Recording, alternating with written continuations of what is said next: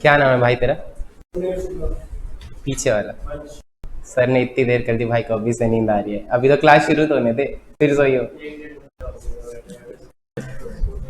कोई नहीं, क्लास में नहीं आएगी, चिंता मत करो। आप लोगों की क्लास है इसके बाद? छुट्टी है तो फिर हम पढ़ा ले 2-4 घंटा। ऑडिट के क्या? अच्छा, ऑडिट के बारे में किसी को कुछ पता है कि ऑडिट क्या होता है? हाँ, वो मुश्किल है। हाँ, ये तो सब सुन के आते हैं, मुश्किल है, बोरिंग है, याद नहीं होता, फेल होते हैं, और कुछ? भाई तो डेमो क्लास लेके आए। हाँ जी मैडम।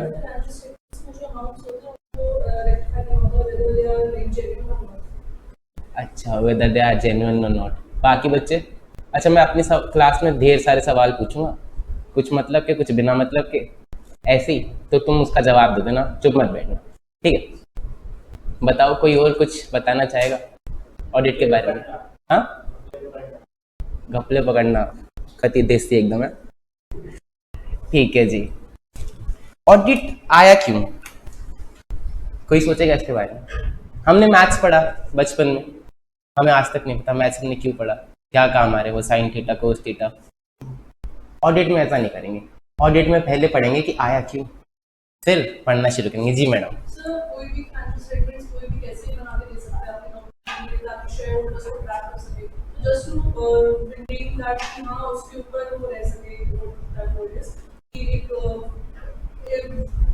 विश्वास रह सके कि हाँ शेयर होल्डर्स को भी ट्रस्ट कर सकते हैं।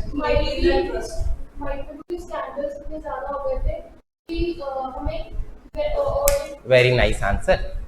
अभी कहानी सुनाता हूँ। मैडम कह रही कि स्कैंडल्स बहुत ज्यादा हो गए थे तो ऑडिट करानी जरूरत बन गई थी। इनमें से आप किसी को जानते हैं? कितने बच्चे जानते हैं? सबको जानते हैं? एक तो मैं नहीं बनाया, एक तो है भी नहीं, सबको जानते हैं।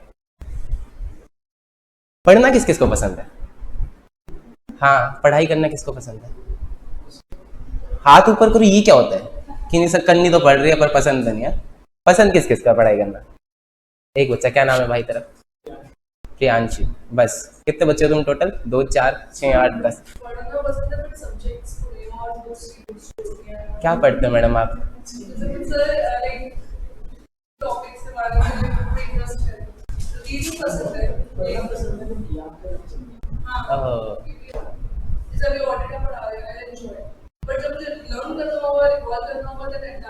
कोई नहीं मैडम, क्लास में याद करा देंगे आप, सही है, डोंट वरी।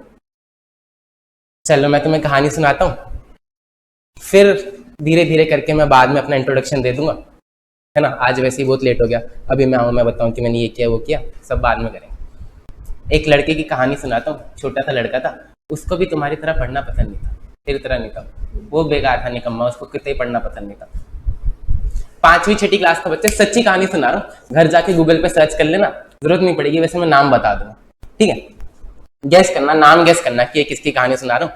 जिसने राइट गैस किया, आज मैं वैसे चॉकलेट लेके नहीं आया, नेक्स्ट क्लास में देंगे। तो एक 5वीं 6ठी क्लास का बच्चा था, उसको पढ़ना बिल्कुल पसंद नहीं था। उसके पापा थे टीचर सरकारी स्कूल के। बात है पुरानी 1800 सन की, 1830 1850, यानी कि आज से 200-250 साल पहले की सच्ची कहानी। तो उस हाँ, अरे रुक जा भाई, कहानी तो सुन ले। इंडिया का लड़का था, तो उसको पढ़ना पसंद नहीं था। वो अपने पापा के पास गया, पापा कह रहे मैं नहीं पढ़ सकता, मेरे से पढ़ाई वढ़ाई नहीं होती। उसके पापा स्कूल के टीचर हैं, उन्होंने बहुत समझाया, मारा पीटा, डंडे लगाए, पर वो मान नहीं रहा। आखिरी में आके उसके पापा ने हाथ जोड़ लिए, कह रहे भाई तेरे को नहीं पढ़ना, मत पढ़, क्या करना। कितना कितना समझाएं एक बच्चे को, 1 साल तक समझाने के बाद तो उसने अपना बैग दिया पापा के हाथ में, कह रहे पढ़ेगा नहीं तो क्या करेगा, रेडी लगाएगा? कह रहे नहीं, मैं अपना कुछ देख लूंगा, आप चिंता मत करो, पढ़ाई वढ़ाई नहीं हो पाएगी मुझसे। तो लड़का निकला तलाश में कि क्या करना चाहिए, क्या करना चाहिए। तो ऐसे घूमते घूमते उसको एक दिखा मंदिर, मंदिर के बाहर लगी हुई थी बहुत सारी भीड़। तो उसने सोचा कि यार ये लोग खड़े हैं, इनको खड़े खड़े भूख तो लगती होगी। तो उसने सोचा कि हाँ रेडी ही लगा लेते हैं, बेस्ट आइडिया। तो उसने अपने पकोड़े की रेडी खोली मंदिर के सामने, पकोड़े बिकने लगे, लोग खाने लगे। अब धीरे धीरे करके उसका सही चल रहा था, उसको लग रहा है बढ़िया कमाई हो रही है। फिर कुछ दिनों बाद वो सारी भीड़ जो थी वो कम होने लगी और धीरे धीरे करके बस 2-4 लोग रह गए। तो उसको समझ नहीं हुआ कि ये क्या हुआ, अभी तक तो भीड़ चल रही थी पर अब 2-4 लोग रह गए। तो उसने अपने पास के दुकानदार से पूछा, कह रहे भैया ये क्या है, भीड़ क्यों खत्म होगी? तो दुकानदार ने बताया, कह रहा भाई 1 महीने के लिए ना हमारे यहाँ फेस्टिवल होता है, तो दूर दूर एरिया से लोग इंडिया के यहाँ पर आते हैं दर्शन करने माता के, और फिर चले जाते हैं, अब अगले साल आएंगे। तो उसको लगा कि यार ये तो 1 महीने में धंधा फ्लॉप हो गया हमारा। तो कह रहा नहीं यार, कुछ बड़ा करना पड़ेगा। तो उसने ढूंढना शुरू किया कि मेरे आसपास सबसे ज़्यादा पैसे कौन कमा रहा है। पढ़ाई पसंद नहीं है, पैसे तो उनको सबको ही कमाने, है ना, तभी ये कर। तो उसने आसपास देखना शुरू किया कि मेरे आसपास सबसे ज़्यादा पैसे कौन कमा रहे हैं, और उसने एक पैटर्न नोटिस किया कि जिनके भी रिश्तेदार विदेश में हैं, वो लोग सबसे ज़्यादा पैसे कमा रहे हैं, उनके पास बड़ा घर भी है, बड़ी गाड़ी भी है, बड़ा बंगला भी है। तो उसने कहा कि विदेश जाना पड़ेगा कैसे ना कैसे करके। अब उसके रिश्तेदारों के पास इतने पैसे नहीं थे, तो उसने कुछ जुगाड़ लगाया, और उसका कोई दूर का रिश्तेदार किसी एक छोटे से देश में विदेश गया हुआ था। तो उसने उससे कहा कि भाई थोड़ी पहुंच लगवा, थोड़ी नौकरी लगवा दे कैसे भी, और मेरे को विदेश बुला ले।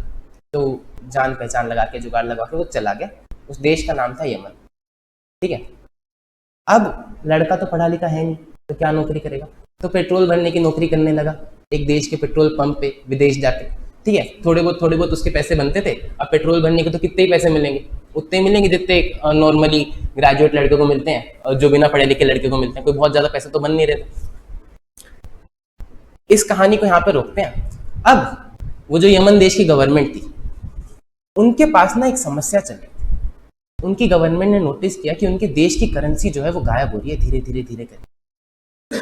और करेंसी गायब हो रही है, वो वाली करेंसी गायब नहीं हो रही जो बड़े नोट 500, 1000, 2000। उस टाइम मोदी जी नहीं थे, डिमोनेटाइजेशन नहीं था।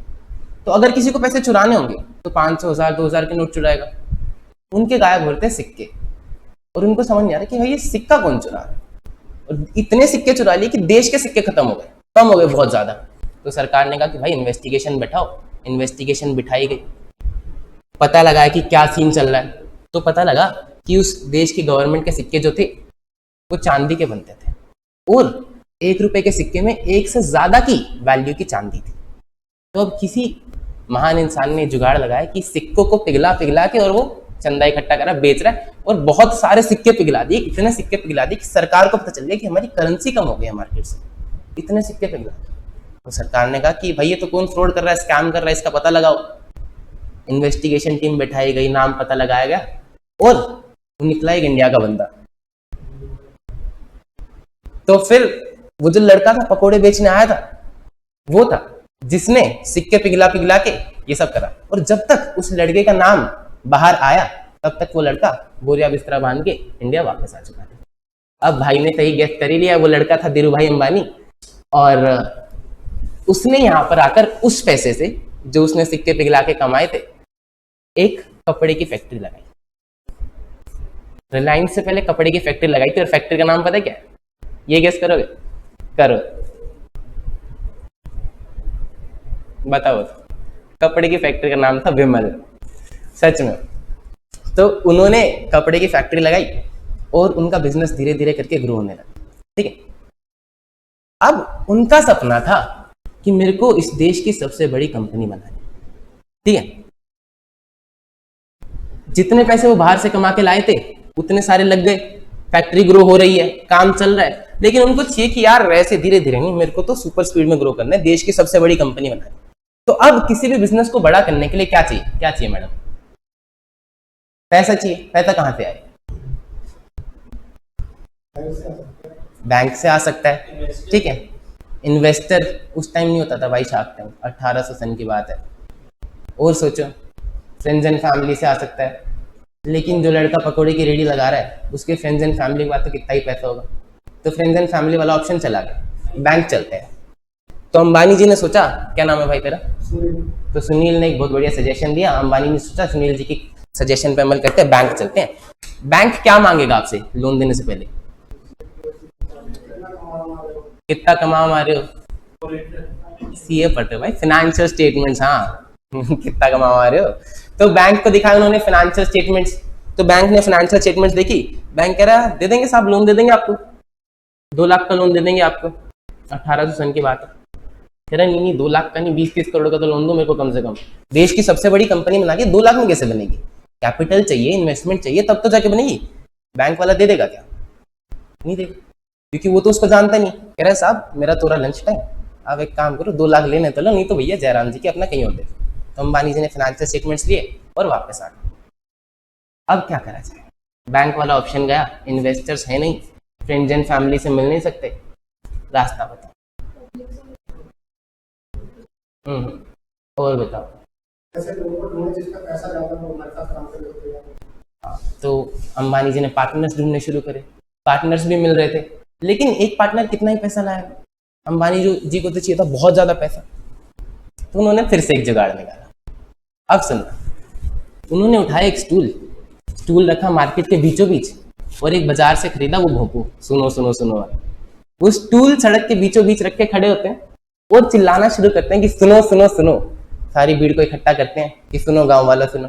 अपना इंट्रोडक्शन देते हैं कि मैं धीरू भाई अंबानी, मेरी एक कपड़े की फैक्ट्री है, मैं इस फैक्ट्री को देश की सबसे बड़ी फैक्ट्री बनाना चाहता हूँ, अपने धंधे को देश का सबसे बड़ा बिजनेस बनाना चाहता हूँ। और मुझे पता है कि आप लोगों के भी कुछ सपने हैं।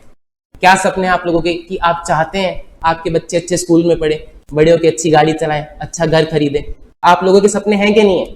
पब्लिक कह रही है, कह रहे लेकिन आप लोगों के पास टाइम नहीं है, आप लोग अपनी नौकरी पे जाते हो। याद रखना 1800 सन की बात है, देश गरीब था, लोग नौकरी पे जाते थे, नौकरी नहीं छोड़ते थे, है ना। तो आप लोग गरीब हो, आपके पास सपने हैं लेकिन टाइम नहीं है। मेरे पास भी सपने हैं, मैं आपके वो सारे सपने पूरे कर सकता हूं, पर मेरे को इस कंपनी को बड़ा बनाने के लिए आपकी जरूरत है। मैं आज अपनी कंपनी की हिस्सेदारी आप सबको बेचता हूं। इस कंपनी का जितना हिस्सेदार मैं, उतने हिस्सेदार आप। आपका जितना सामर्थ्य हो आप उतने पैसे लगाइए, 10 हो तो 10, 100 हो तो 100, 1000 हो तो 1000। सही है। ये था हमारे देश का पहला आईपीओ। इसके बाद से शुरू हुआ था मैडम कि पब्लिक से पैसे रेज करना। तो रिलायंस लाया था हमारे देश का पहला आईपीओ, ठीक है। तो फिर बहुत सारी भीड़ थी, क्या सब लोग पैसे दे देंगे क्या? कुछ लोग देंगे, कुछ लोग नहीं देंगे। ऐसा ही हुआ। अंबानी जी को बहुत सारे लोग मिले, कुछ लोगों ने पैसे दिए, कुछ लोगों ने पैसे नहीं दिए। जिन लोगों ने पैसे दिए, अब देखो इनको हम क्या बुलाएं? इनको हम पार्टनर्स बुला सकते थे, लेकिन एक बिजनेस में इतने सारे पार्टनर्स, जनता से पैसे मांगे, तो इनको हम पार्टनर्स ना बुला के शेयर होल्डर्स बुलाते हैं। शेयर होल्डर पढ़ा है? शेयर होल्डर का मतलब पढ़ा है कि ओनर होता है।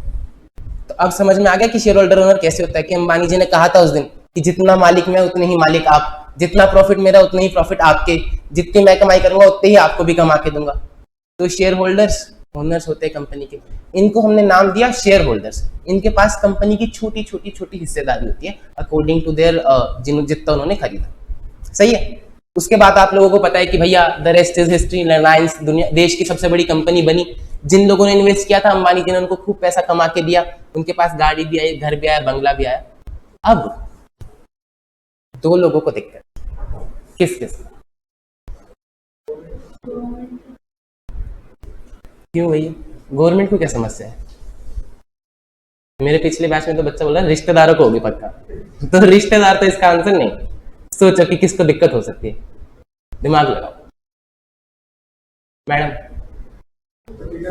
हाँ, एक तो कॉम्पिटिटर को। क्यों होगी भाई?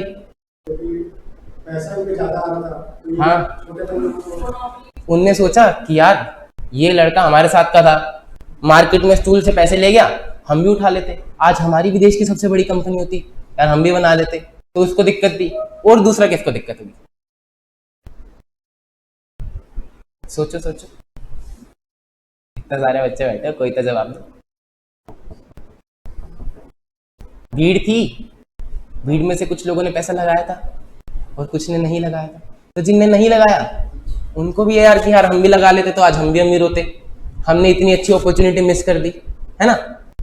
तो आधी जनता जिसको पैसा लगाना है उनको, अब देखो मार्केट में दो चीजें, कुछ तरफ लोग हैं जिनको पैसा लगाना है और एक तरफ है बिजनेसमैन जिनको पैसा मार्केट से उठाना है कि यार हम भी बना लेते बड़ी कंपनी, है ना। इकोनॉमिक्स पढ़ी है, मार्केट में डिमांड भी और सप्लाई भी। अब क्या होगा, क्या होगा?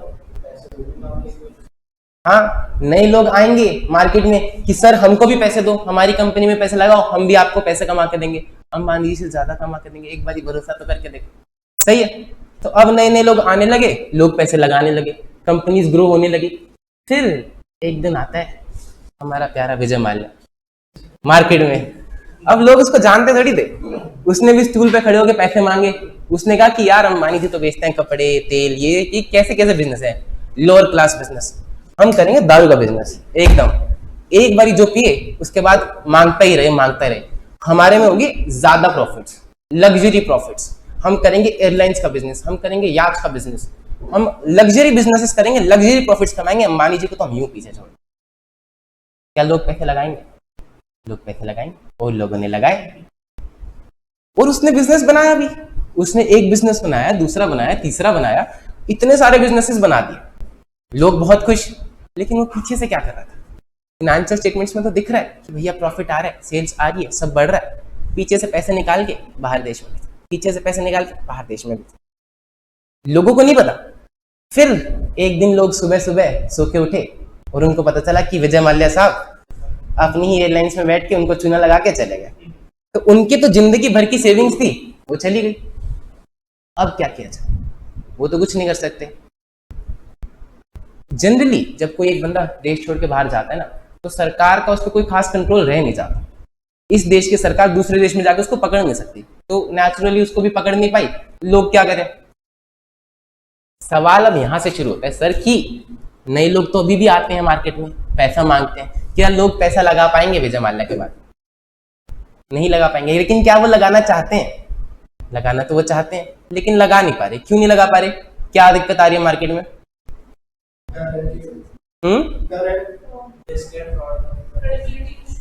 हाँ, इंग्लिश में क्या कहते हैं इसको?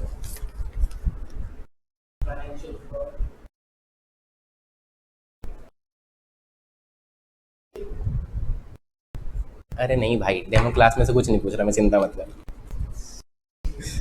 कॉमन सेंस लगाओ। ट्रस्ट इश्यूज जेनजी शब्द है तो होते होंगे तुम लोग को। ट्रस्ट इश्यूज तो मार्केट में क्रिएट हो गए ट्रस्ट इश्यूज कि अब किसको पैसा दें किसको ना दें। हम देना तो चाहते हैं लेकिन दे नहीं पाए। तो सर जब पुराने जमाने में ट्रस्ट इश्यूज क्रिएट होते थे तो लोग जाते थे बाबा जी के पास। कहाँ है बाबा जी? ये रहे बाबा जी, दिख गए? पेड़ के नीचे बाबा जी बैठे थे। तो सारे शेयर होल्डर्स अपनी आंखों में आंसू लिए। ये देखो इनकी आंखों में आंसू दिख रहे हैं तुम्हें कि त्राहिमाम गुरुजी त्राहिमाम, हमारे पास एक समस्या है। कि उन्होंने पूरी कहानी एक्सप्लेन करी कि हम पैसा लगाए थे, वो पैसा लेके भाग गया, अब हम क्या करें, हम पैसे लगाना चाहते हैं। वो सब अपनी कहानी गुरुजी को सुना ही रहे थे। सुनते रहना, अब क्वेश्चन आएगा आगे। इतने में ये जो छोटे अंबानी जी हैं, छोटे अंबानी जी कौन से वाले? ये वाले बीच वाले। अब पता आपको धीरू भाई अंबानी नहीं रहे, दो अंबानी ब्रदर्स है ना, मुकेश अंबानी और ये अनिल अंबानी। तो ये छोटे अंबानी जी भागे भागे आए गुरुजी के पास कि गुरुजी गुरुजी गुरुजी मुझे भी समस्या।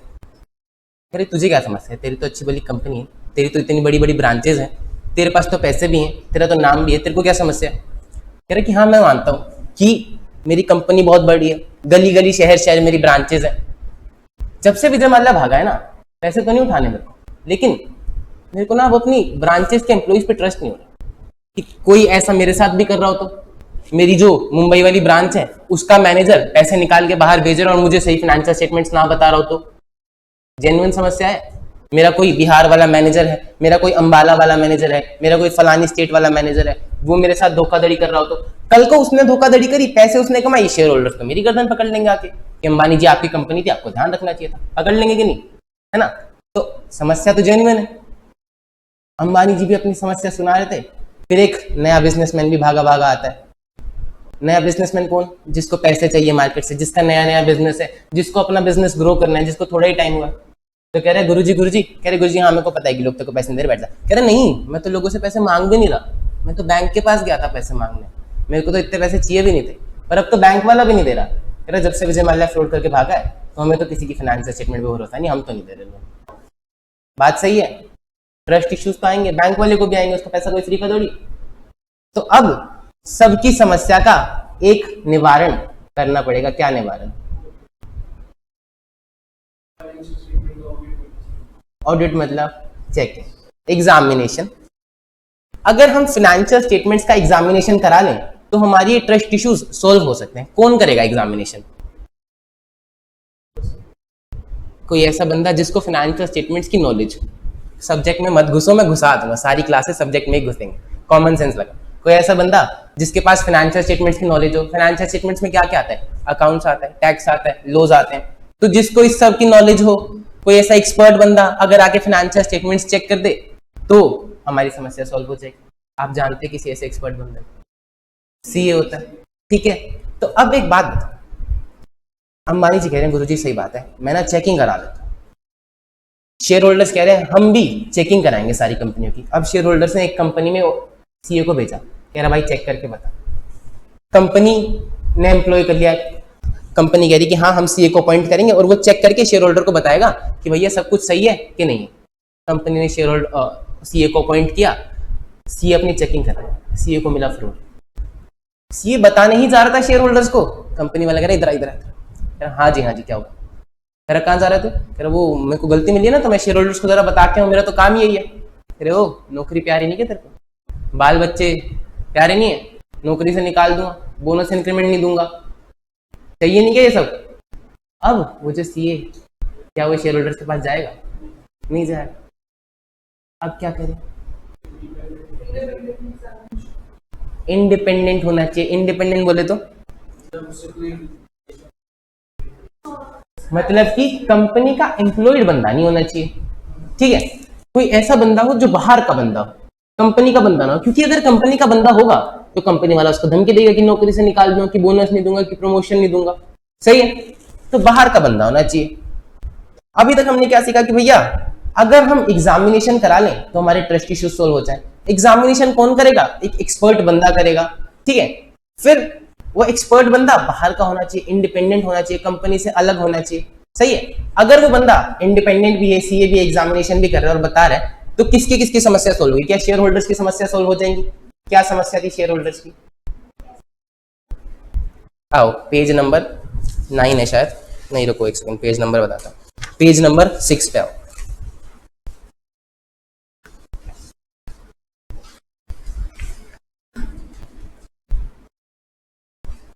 अब मुझे एक बार बता दो पहले कि किसकी किसकी समस्या सॉल्व हो जाएगी, शेयर होल्डर्स की समस्या सॉल्व हो जाएगी कैसे, क्या वो पैसा लगा पाएंगे, ठीक है। और कौन आया था दूसरे नंबर पे, अंबानी जी आए थे, उनकी समस्या सॉल्व हो जाएगी क्या, उनकी समस्या क्या थी, एम्प्लॉइज पे ट्रस्ट नहीं था, तो अब ट्रस्ट कर पाएंगे, चेक करा ली। क्योंकि तीसरा बंदा कौन आया था, नया बिजनेसमैन, उसकी क्या समस्या थी, उसकी समस्या थी कि बैंक से लोन नहीं मिल रहा था, तो अब उसकी समस्या भी सोल्व हो जाएगी क्योंकि अब बैंक वाला भी ट्रस्ट कर पाएगा, ठीक है। अब ये सारा मामला शुरू किसकी वजह से हुआ था, विजय माल्या की वजह से, फ्रॉड हो गया था। तो अब क्या फ्रॉड पकड़ में आ जाएंगे। अच्छा एक सवाल है कि कहानी में सबसे पहले किसका नुकसान हुआ था, हाँ गलत जवाब,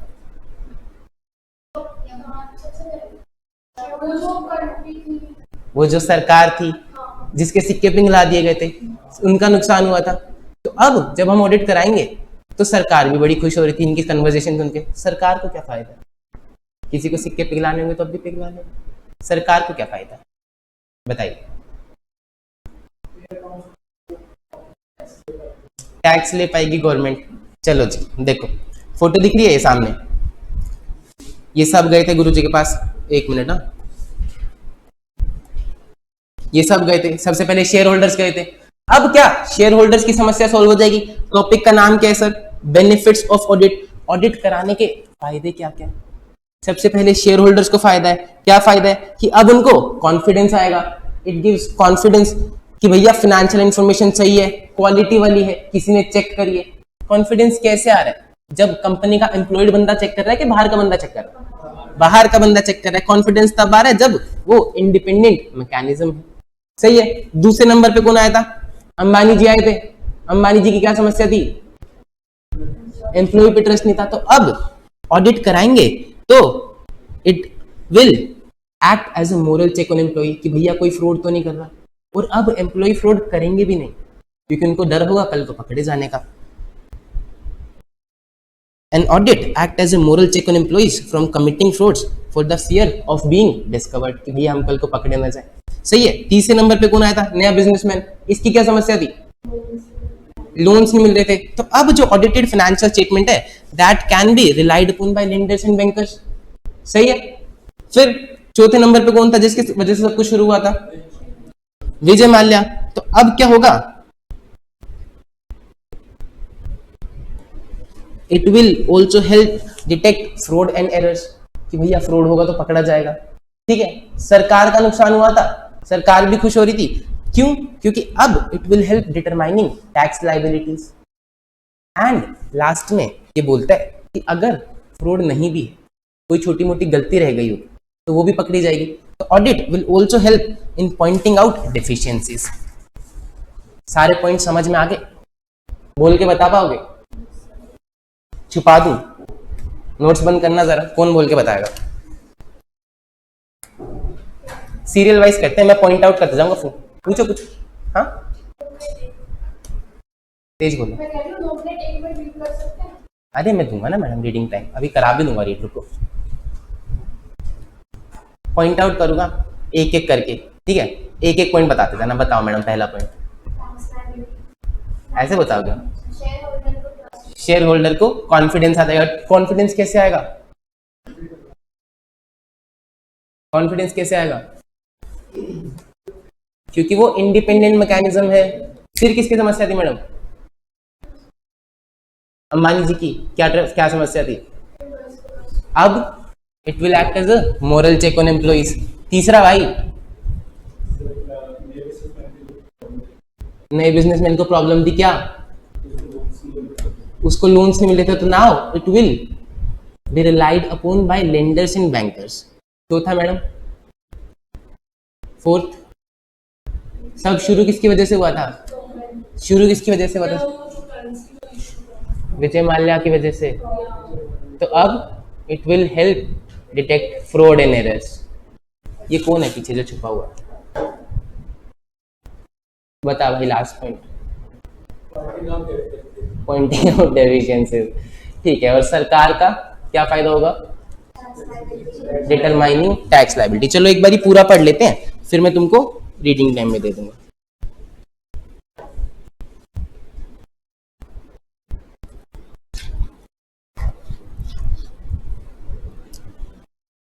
देखो बात क्या कर रहे हैं हम, टॉपिक का नाम क्या है? Benefits of audit. जितना जरूरी अंदर के पॉइंट्स याद करना है उतना ही हेडिंग याद करना है। कि क्वेश्चन पेपर में लिखा है, तुमने पढ़ा हुआ पर तुमको पता नहीं चल रहा क्या लिखा है, क्या लिखना है इसके अंदर। फिर आके पेपर के बाद तो कह रहे सर ये लिखना था, ये भूल गया, बस ये पता होता तो लिख देते। देखो जी, audited accounts provide high quality information. Audited account से हमें हाई क्वालिटी इन्फॉर्मेशन मिलती है। हाई क्वालिटी कब होती है कोई इन्फॉर्मेशन? जब उसमें कोई गलतियां ना हो। और गलतियां कैसे नहीं होंगी? जब एक सीए ने, एक्सपर्ट ने चेक करा होगा तो गलतियां नहीं होंगी, है ना। It gives confidence to the user कि जिस इंफॉर्मेशन पे वो रिलाई कर रहे हैं वो क्वालिटेटिव है, यानी कि क्वालिटी वाली है। And it is the outcome of an exercise carried out by following auditing standards recognised globally. Audit कैसे करी गई है? ऑडिटिंग स्टैंडर्ड्स को फॉलो करके, जो कि ग्लोबली रिकॉग्नाइज्ड है, सबने रिकॉग्नाइज किया है। ऑडिटिंग स्टैंडर्ड्स, जैसे हमारे अकाउंट्स में अकाउंटिंग स्टैंडर्ड्स होते हैं, ऐसे ही ऑडिट कैसे कैसे करना है, हर एक स्टेप पे हर एक चीज लिखी हुई है, उसको हम बोलते हैं ऑडिटिंग स्टैंडर्ड्स। सही है, तो ऑडिटिंग हमेशा स्टैंडर्ड्स के हिसाब से की जाती है। फिर in case of company, shareholders may और may not be involve in the daily affairs of the company. Company के केस में हो सकता है कि भैया कोई डेली अफेयर्स में इन्वॉल्व हो, कोई ना हो, यानी कि डेली की जो परचेज सेल की ट्रांजैक्शन कंपनी की हो रही है, क्या उसमें सारे शेयर होल्डर्स इन्वॉल्व होते हैं? आप कोई ना कोई तो शेयर खरीदता होगा, है ना। तो आप जाते हो अंबानी के साथ कि सर ये आलू बिकवा देते हैं आपके, हमारा शेयर बढ़ेगा। लेकिन ऐसा हो सकता है कि उनके किसी एम्प्लॉय ने भी शेयर खरीद रखे जो डेली बेसिस पे काम करता हो, है ना। तो शेयर होल्डर्स मे और may not be involve in the daily affairs of the company. The financial statements are prepared by management consisting of directors. Financial statements को कौन बनाता है? मैनेजमेंट बनाती है, जिसके अंदर बोर्ड ऑफ डायरेक्टर्स भी आते हैं। As shareholders are the owners of the company. ये बात समझ में आती है कि शेयर होल्डर्स ओनर्स हैं, तो उनको एक इंडिपेंडेंट मैकेनिज्म चाहिए कि भैया फाइनेंशियल स्टेटमेंट जो है वो फ्री फ्रॉम मटेरियल मिसस्टेटमेंट्स हैं। उनको एक इंडिपेंडेंट मैकेनिज्म चाहिए कि जो फाइनेंशियल स्टेटमेंट है वो क्वालिटेटिव है और रिलायबल है, यानी कि भरोसेमंद है। Hence their interest is safeguarded by an audit. फिर नया बिजनेसमैन आया था, उसको बैंक लोन नहीं दे रहा था, तो अब audited financial statements can be relied upon bye lenders and bankers for making their credit decision कि भैया इसको लोन देना है कि नहीं देना है, whether to lend or not to lend to a particular entity. An audit act as a moral check on employees from committing frauds for the fear of being discovered. Employees पे भी as a moral check काम करती है कि भैया employees अब fraud करेंगे नहीं, क्योंकि कल को उनको पकड़े जाने का डर है। फिर ऑडिटेड फाइनेंशियल स्टेटमेंट सरकार के लिए भी हेल्पफुल होती हैं, helpful to government authorities for determining tax liabilities. Audit में also detect fraud or error or both. Fraud भी पकड़ा जा सकता है, एरर भी पकड़ा जा सकता है। फ्रॉड और एरर में क्या फर्क होता है?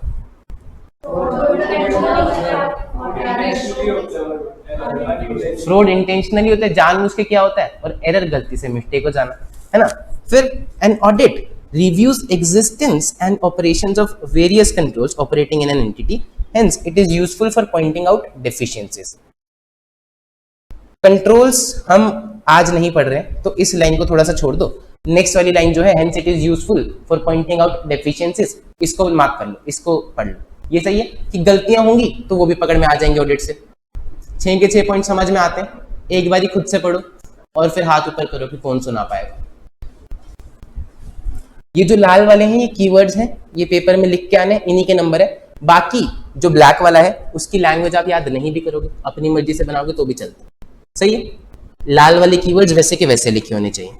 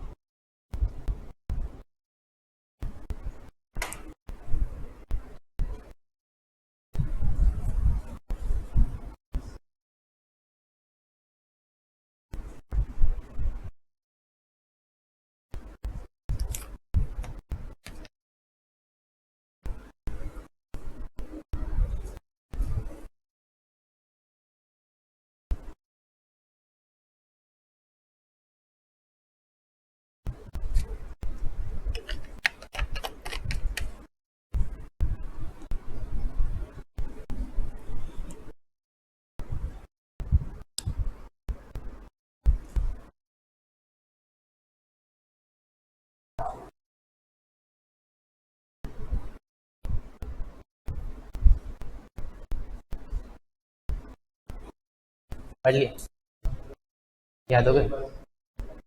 फिर से कर ले, फिर से ही सुनते हैं। इंग्लिश में सुनूंगा, ऐसे नहीं कि सर नहीं नहीं मतलब तो वही बन रहा है, वो नहीं चलेगा। ना ना सुनेंगे, कीवर्ड्स सुना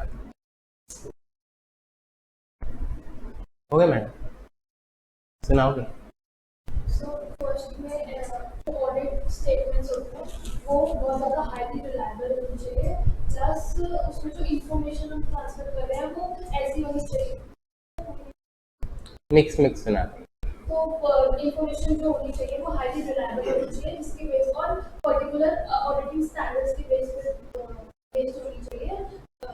पॉइंट ये है। सेकंड पॉइंट ये होगा कि जो हमारे जो लेंडर्स हैं और जो हमारे बैंक है और उस पर उनको एक हेल्प होता है, एक चेक होता है, वो भी इसको फॉलो करते हैं और इससे जो हमारे एम्प्लॉइज का वो है हम उसको मोरालिटी को भी चेक कर सकते हैं, प्लस उसमें हम एरर्स और फ्रॉड्स भी चेक कर सकते हैं, प्लस कोई डेफिशिएंसी होगी उसको भी हम चेक कर सकते हैं। ठीक है जी, आप सुनाना चाहोगे मैडम?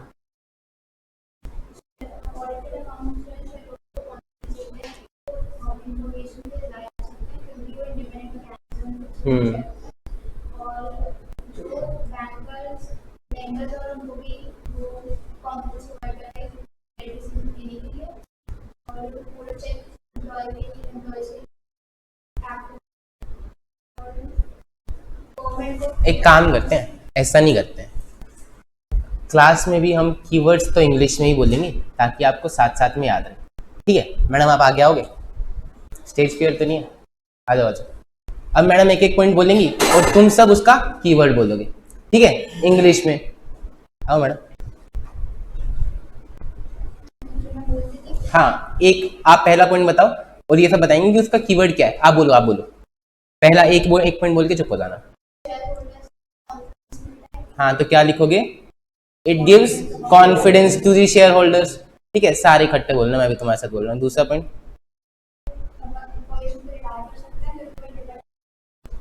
क्योंकि ये इंडिपेंडेंट मैकेनिज्म है, ठीक है। फिर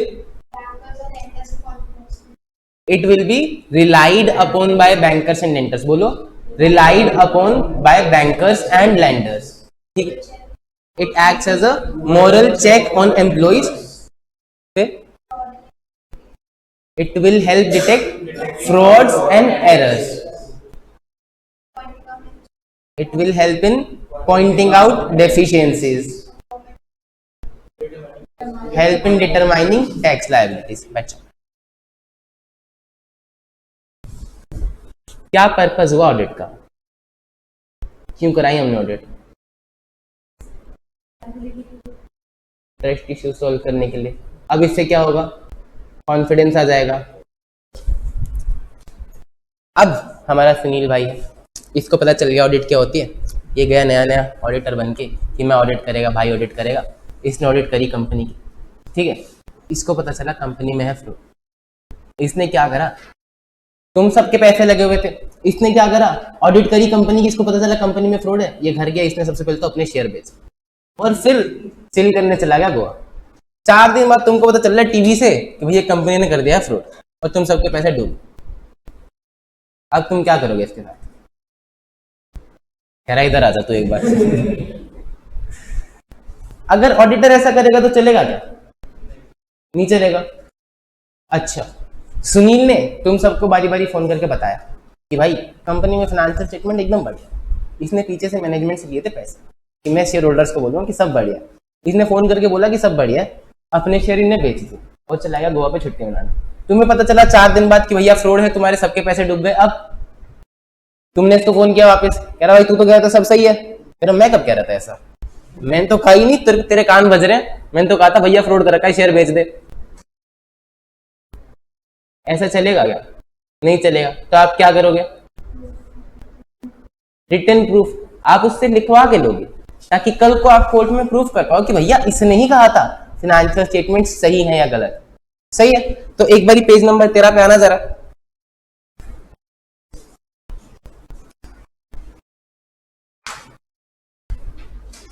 देखो जी, the purpose of an audit, क्या है ऑडिट का purpose? To enhance the degree of confidence of intended users in the financial statements. बात समझ में आई? कॉन्फिडेंस बनाना इंटेंडेड यूजर्स का। इंटेंडेड यूजर्स कौन होते हैं? जिसका इंटरेस्ट और मनी और एवरीथिंग इन्वॉल्व होते हैं। Example, investor, share holder, bank, employees, है ना। तो सब हो गए इंटेंडेड यूजर, जो भी हमारी कहानी में थे, चाहे वो अंबानी जी को देखनी थी, चाहे वो बैंकर्स को देखनी थी, चाहे वो शेयर होल्डर्स को देखनी थी, चाहे वो गवर्नमेंट को देखनी थी, तो सब हुए इंटेंडेड यूजर्स। ठीक है। टू एनहांस, बोलो, to enhance the degree of confidence of intended users in the financial statement by the expression of an opinion by auditor. Auditor जो होता है एक ओपिनियन एक्सप्रेस करता है कि भैया ये सही है कि गलत है। Whether the financial statements are prepared in all material respects in accordance with AFRF। ये जो फाइनेंशियल स्टेटमेंट्स हैं AFRF के हिसाब से बने हुए कि नहीं? AFRF क्या होता है सर? AFRF को हम एक शब्द में बोलेंगे कानून, कि जो फाइनेंशियल स्टेटमेंट्स है कानून के हिसाब से बने हुए कि नहीं बने हुए। ठीक है, ये तो होगी देसी भाषा के। AFRF होता है एप्लीकेबल फाइनेंशियल रिपोर्टिंग फ्रेमवर्क। आप अकाउंट्स बनाते हो सर, कैसे बनाते हो? शेड्यूल 3 के हिसाब से सर बैलेंस शीट बनाते हैं। आप पहले पार्टनरशिप के अकाउंट्स बनाते थे 12th में, वो कैसे बनाते थे? वो टी शेप के हिसाब से बनाते थे, है ना। अभी आप AS पढ़ते हो, फाइनल में आ जाओगे तो क्या पढ़ोगे?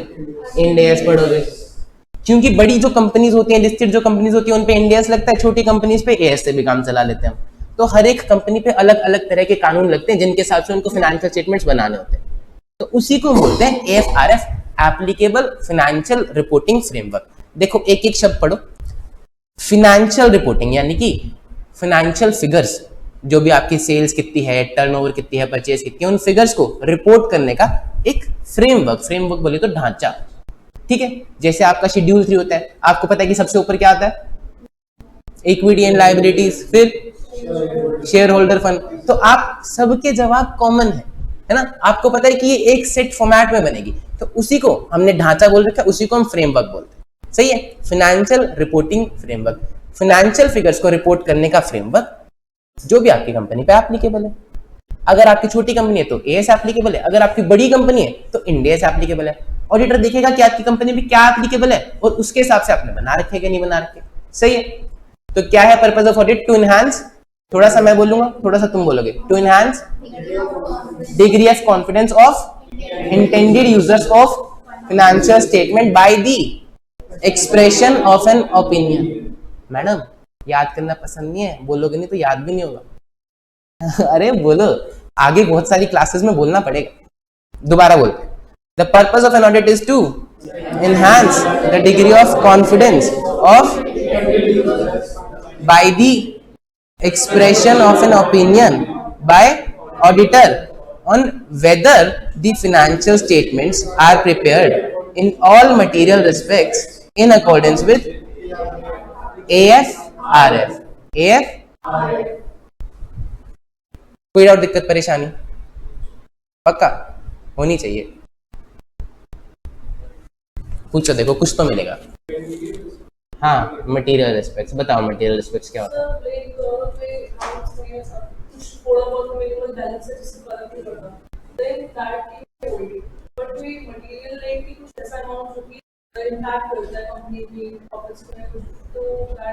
समझ आया भाई? रुको रुको रुको, सुनील कह रहा समझ नहीं आया। अब सुनील गया हुआ था ऑडिट करने, ठीक है, वे भी खुश हो जाता नाम लेते गिरा, हाँ इसकी कहानी सुना, तुम सबने पैसा लगाए थे, ये गया हुआ था ऑडिट करने, इसने ऑडिट करी, इसने तुम सबको फोन करके कहा रात को 8 बजे, कह रहा क्या नाम है तेरा? कह रहा सुन भाई पारस, मैंने रिलायंस की फाइनेंशियल स्टेटमेंट में पकड़ा है फ्रॉड, कल सुबह वहीं पेड़ के नीचे मिलना 8 बजे और मैं तुम सबको बुलाऊंगा और सबको बताऊंगा कि क्या फ्रॉड था। इसने भारी भारी से सबको फोन करा, मैडम को फोन करा, इसको फोन करा, उसको फोन करा, कह रहा सब 8 बजे मिलना। अब तुम सब 5 बजे उठे, तैयार हुए, नोना बाबू बन के पेड़ के नीचे जाके बैठे, ये आता है थोड़ी देर बाद, कहता है सुनो सुनो सुनो, मेरे को मिला रिलायंस की फाइनेंशियल स्टेटमेंट में फ्रॉड। कह रहा वैसे मैं बहुत दिनों से चेकिंग कर रहा था, सब कुछ सही सही चल रहा था, लेकिन कल जब मैंने उनसे 20 रुपए के चाय के बिल मांगे तो वो दे नहीं पाए। क्या करोगे सर आप? अगर कल सुनील नहीं आया तो पारस की गलती होगी, देख मैं पहले बता दे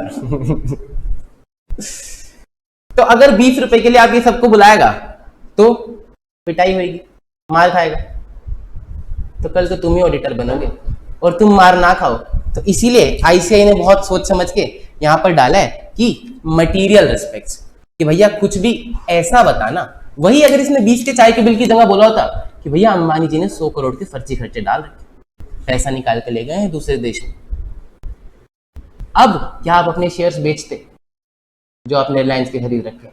हो सकता है बेच देते, लेकिन क्या 20 रुपए के चाय के बिल की बात सुन के आप शेयर्स बेचोगे? नहीं बेचोगे, है ना। तो ऐसा कोई भी चीज that can influence the decision of intended users, क्या बोला मैंने? Influence the decisions of intended users, जिससे कि जो इंटेंडेड यूजर है उनका डिसीजन बदल जाए, उसको हम बोलते हैं मटेरियल रिस्पेक्ट। सही बात, समझ में आया?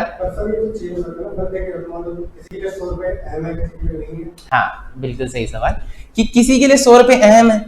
अब हमारा सुनील ये तो कहता मैं चाय के बिल की संग के बाद भी बेच दूंगा शेयर, 20 रुपए मिलने बहुत होते हैं।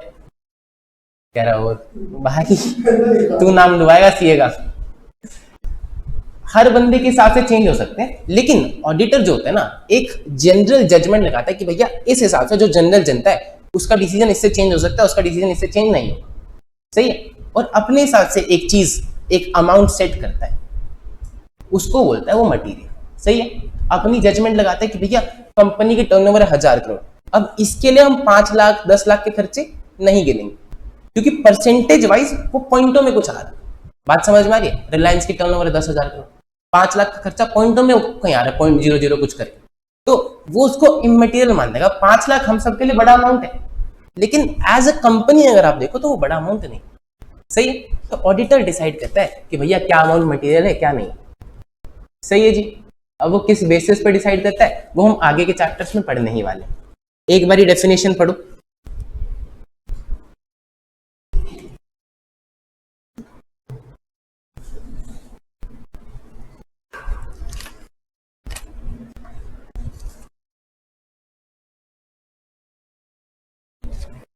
बोलोगे? The purpose of an audit is to enhance the degree of, साथ साथ में बोलो, अलग अलग मत बोलो, समझ कुछ आ नहीं रहा। The purpose of an audit is of, अरे रुक जाओ भाई, 3 शब्द बोल के रुक जाया करो, मैं बोलूंगा आगे फिर तुम आगे बोलना, ठीक है? The purpose of an audit is to enhance the degree of confidence of intended users of financial statement by expression of an opinion by an auditor on whether the financial statements are prepared in accordance with AFRF। पूरी मत बोल, AFRF ही बोल, AFRF paper में लिखेगा चलेगा, सही है? अब सुनील गया था चेक करने, इसने पूरी फाइनेंशियल स्टेटमेंट चेक करी, इस बार ईमानदारी के साथ इसने बताया कि भैया फाइनेंशियल स्टेटमेंट में कोई गड़बड़ नहीं, सब कुछ सही चल रहा है ना, और सब कुछ सही था भी। कल को आया कोरोना, कंपनी हो गई बंद। अब क्या तुम सुनील के घर जाओगे कि भैया तूने तो कहा था सब कुछ सही है? नहीं, है ना? उसको क्या पता भाई कल को कोरोना आएगा। कल को इसने वीडियोकॉन करके एक कंपनी चलती थी सिम की, एयरसेल करके एक कंपनी चलती थी, कल को जियो आया, वो सब कंपनी के फाइनेंशियल स्टेटमेंट से ऑडिटर ने बोल रखा था कि भैया सब सही है, लेकिन जियो आया, मार्केट में कंपटीशन ऐसा बढ़ा कि वो कंपनी बंद हो गई, तो क्या तुम ऑडिटर के घर जाओगे? नहीं जाओगे। तो the auditors opinion does not assure future viability of an entity, कि भैया एंटिटी कब तक चलेगी, वो ये नहीं बताता है, वो सिर्फ ये बताता है कि फाइनेंशियल स्टेटमेंट जो है वो ठीक है कि नहीं, सही है? And does not assure the efficiency और effectiveness with which management has conducted the affairs of the entity. तुम्हारे वो दोस्त हैं कि जब तुम क्रिकेट मैच देखते हो और धोनी आउट हो जाता है तो बोलता है अरे यार छक्का पड़ना था इस बॉल पे, तो ऐसे मारना चाहिए था, ये शॉट खेलना चाहिए था, एटसेट्रा एटसेट्रा। ऑडिटर नहीं करता ये सब चिंदी काम, वो नहीं बताता कि भैया अरे मैं कंपनी चला रहा था तो मैं इतने कमा लेता, इतना बिजनेस कर रहे हैं मैं तो ऐसे ऐसे कमा लेता। नहीं, ऑडिटर मैनेजमेंट की इफेक्टिवनेस और एफिशिएंसीज पे कोई कमेंट नहीं करता है कि भैया मैनेजमेंट ने कितने अच्छे से बिजनेस को संभाला। उसका काम सिर्फ इतना है कि फाइनेंशियल स्टेटमेंट देखिए और बताए कि भैया वो सही है कि नहीं। बात समझ में? कोई और दिक्कत परेशानी?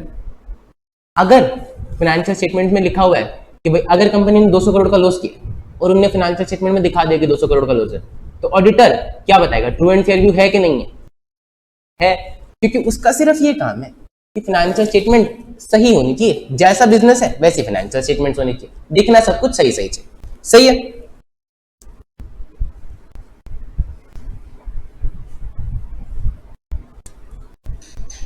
डेफिनेशन पढ़े एक बारी ऑडिट की, देखो जी पेज नंबर 1 पे आओ एक बारी।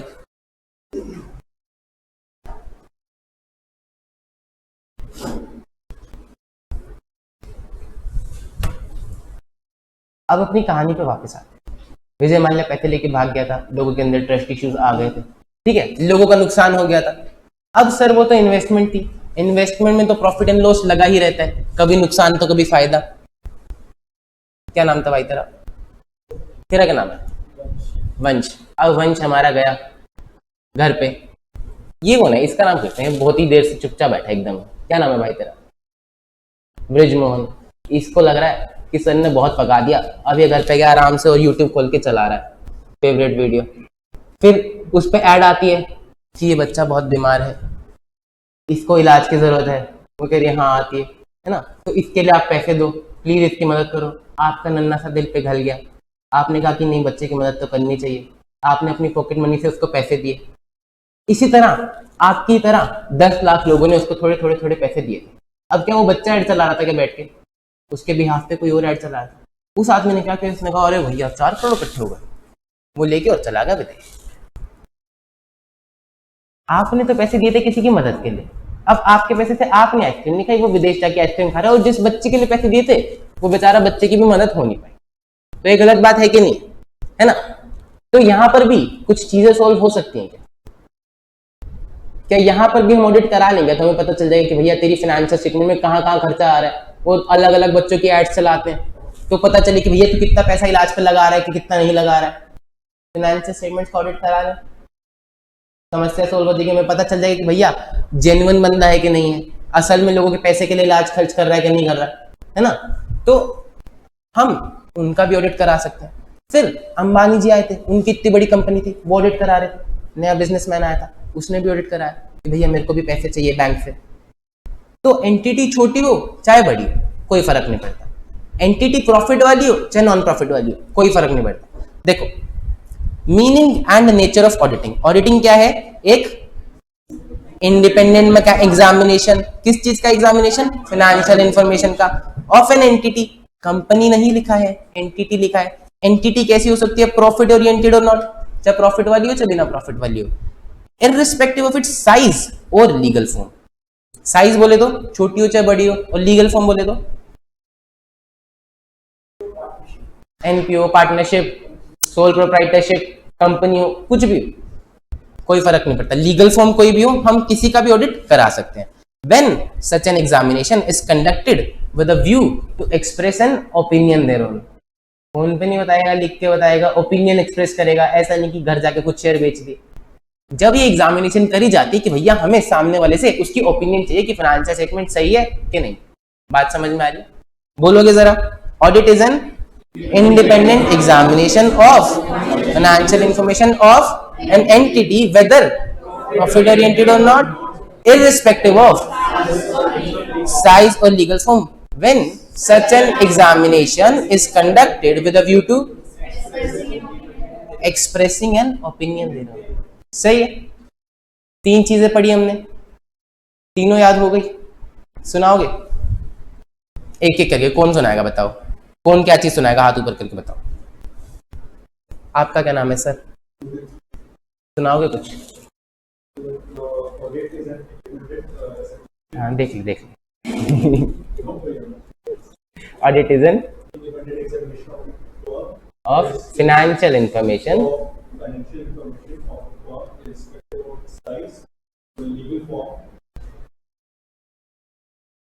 profit oriented or not, irrespective of its size or legal form, when such an examination is conducted with a view to express an opinion thereon। ठीक है, 2-4 बार हम क्लास में बोलेंगे, हमें याद हो जाएंगी। थोड़ी थोड़ी तुम्हें होगी, थोड़ी थोड़ी और हो जाएंगी, बुलवाऊंगा। लास्ट पेज पे आओ एक बारी।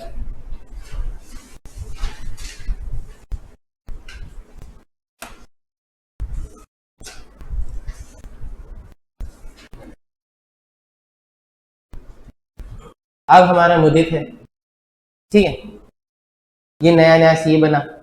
उस दिन गुरुजी ने सब शेयर होल्डर्स को बताया कि भैया तुम्हें ऑडिट करानी चाहिए। सब शेयर होल्डर्स कहते कि हाँ ऑडिट करानी चाहिए, ऑडिट करानी चाहिए। कौन करेगा ऑडिट? मुदित कह रहा मैं करूंगा, मैं करूंगा। कह रहे तू कैसे करेगा? कह रहा नहीं मैं सीए हूँ, देखो मैंने आर्टिकलशिप भी करी है, मैंने सीए फाइनल भी क्लियर करी है, मेरे पास सीए की डिग्री भी है, मैं ऑडिट करूँगा। तो कह रहा अच्छा तो सीए चल जा, तू ऑडिट कर, इस कंपनी का ऑडिट करके आ और हमें बता कि भैया सब कुछ सही है कि नहीं। अब ये गया कंपनी का ऑडिट करने, कंपनी के गेट पे जाके कर रहा है। अभी सुबह 5 बजे उठ के 100 किलोमीटर जाके कंपनी के गेट पे जाके कर रहा है, नॉक नॉक में कौन अंदर। तो कह रहा है हाँ जी कौन? कह रहा जी मैं ऑडिटर। कह रहा अरे ऑडिटर साहब आप आ गए? कह रहा आज यार आज ना हमारे यहाँ का पंखा नहीं चल रहा, आप ना कल आना, हम बेचारे सुबह से एसी में बैठे हैं, खाली पंखा नहीं चल रहा हमारा, तो कल आना। कह रहा यार मेरे को घुसा लो, मैं 100 किलोमीटर से आया हूँ, मेरे को काम करने दो। कह रहे नहीं साहब कल आना। तो कह रहे ठीक है भाई। उन्हें बेचारा शरीफ सा बोलता भी नहीं। ये अगले दिन फिर वो देखिए कि ये शरीफ, ये अगले दिन फिर सुबह उठा, गाड़ी में गया 100 किलोमीटर, इसने फिर नॉक नॉक किया। मैनेजमेंट आई, कह रहा है ऑडिटर साहब, कह रहा यार आज बीबी ने सुबह मैगी खिला दी, अच्छा नाश्ता नहीं करा, मेरा बिल्कुल मूड नहीं है, आज काम नहीं करने देंगे, आज काम नहीं हो पाएगा, आप कल आना। कल आओगे? कह रहे क्या कर सकते हैं, कल आएंगे।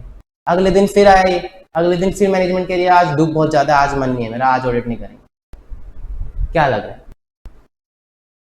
मैनेजमेंट क्यों नहीं घुसने दे रही इसके अंदर? हो सकता है कुछ फ्रॉड किया हो। इसने कहा कि भैया अगर तुम मेरे को अंदर नहीं घुसने दोगे तो मैं बता दूंगा शेयर होल्डर्स को जाके कि तुम अंदर नहीं घुसने दे रहे, तुमने पक्का कोई फ्रॉड किया। तो मैनेजमेंट है, मैनेजमेंट ने कहा अरे नहीं सर आप आओ अंदर आओ। मैनेजमेंट ने इसको चाय कॉफी दी और कह रहा लाओ फाइनेंशियल स्टेटमेंट लाओ। कह रहा सर फाइनेंशियल स्टेटमेंट? क्लाइंट कह रहा है अरे सर आप खुशिए, आप बनाओ फाइनेंशियल स्टेटमेंट्स, आपको पढ़ाया अकाउंटिंग स्टैंडर्ड्स, हमने थोड़ी पढ़े, हमको इतना सब कुछ आता तो हम ये थोड़ी कर रहे होते। वो करने तो चेक गया था, वो कह रहे कि बना दो, फिर चेक कर लो। चलेगा क्या? कौन बनाएगा फाइनेंशियल स्टेटमेंट्स? कंपनी बनाएगी। कंपनी, हम बोलते हैं कि मैनेजमेंट बनाएगी। कंपनी के अंदर जो लोग काम कर रहे हैं टॉप लेवल्स पे, उनकी जिम्मेदारी। तो फाइनेंशियल स्टेटमेंट्स बनाना किसकी रिस्पॉन्सिबिलिटी है? मैनेजमेंट की। ठीक है, फिर कह रहा यार तुमने फाइनेंशियल स्टेटमेंट्स नहीं बना रखी, तो कह रहे ठीक है मैं एक हफ्ते बाद आता हूँ, एक हफ्ते का तुम्हें टाइम देता हूँ, फाइनेंशियल स्टेटमेंट्स रेडी मिलनी चाहिए मुझे। ये एक हफ्ते बाद आया, इसको फाइनेंशियल स्टेटमेंट्स, इसको अंदर भी बुलाया और इसने कहा कि लाओ फाइनेंशियल स्टेटमेंट। तो उन्होंने कहा छोटू वो प्रिंटर में से पन्ने निकाल के लाओ। वो 3 पन्ने लेके आ, एक पीएनएल, एक बैलेंस शीट, एक कैश फ्लो। इसको कर लो, सब कर लो ऑडिट। कैसे करोगे ऑडिट? क्या करेगा ये? कैलकुलेटर चाहिए, दे देंगे। डेटा चेक करेगा। खाली फाइनेंशियल स्टेटमेंट से तो नहीं हो पाएगी, जमा घटा थोड़ी चेक करने आया है ना। तो उसने कहा डेटा दो। तेरा सर डेटा तो हमारा कॉन्फिडेंशियल होता है, हम ऐसे अपने बिल्स रिकॉर्ड्स किसी को दे थोड़ी सकते। आप, हमने तो आपको अंदर कुछ नहीं दिया, आप तो सर पे चढ़ रहे हो हमारे, ऐसे नहीं चलेगा। क्या करोगे सर? डेटा चाहिएगा कि नहीं चाहिएगा? डेटा तो चाहिएगा, उसके बिना ऑडिट नहीं हो पाएगी। तो इसने फिर धमकी दी, कह रहा यार तुम तो बहुत ही परेशान कर रहे हो मेरे को, डेटा चाहिए मेरे को। इसने कहा सारी इंफॉर्मेशन ला के दो। तो उन्होंने कहा कि ठीक है। उन्होंने अपने रामू का किस्सा कहा कि भैया वो जो चूहे वाली कोठरी में पड़ी है, मैंने फाइल्स सारी इसको ला के, तो वो इतनी सारी फाइल्स उठा के लाए और इसकी टेबल पर रख दी। अब ये देख रहे हैं यहाँ से लेके यहाँ तक फाइल्स। तुमने वो फोटो देखी लिंक्डइन पे, वो जो डालते हैं कि हम सीए बने और हमें बस इतना ही पढ़ना पड़ा। तो इसके सामने अब उतनी ही फाइल्स रखी हैं और इसका दिल धक धक कर रहा है, कह रहा है इतनी तो मैंने 5 साल में पढ़ी थी, अभी आज ही ऑडिट करनी है। तो इन्हें एक फाइल उठाई, ये चेक करने लगा, कह रहा चलो शुरू तो करते हैं, देखेंगे आगे का जैसे भी होगा। इसने परचेज चेक करा, परचेज लिखा हुआ फाइनेंशियल स्टेटमेंट्स में 20 लाख का, इसको बिल्स मिले हैं 15 लाख के।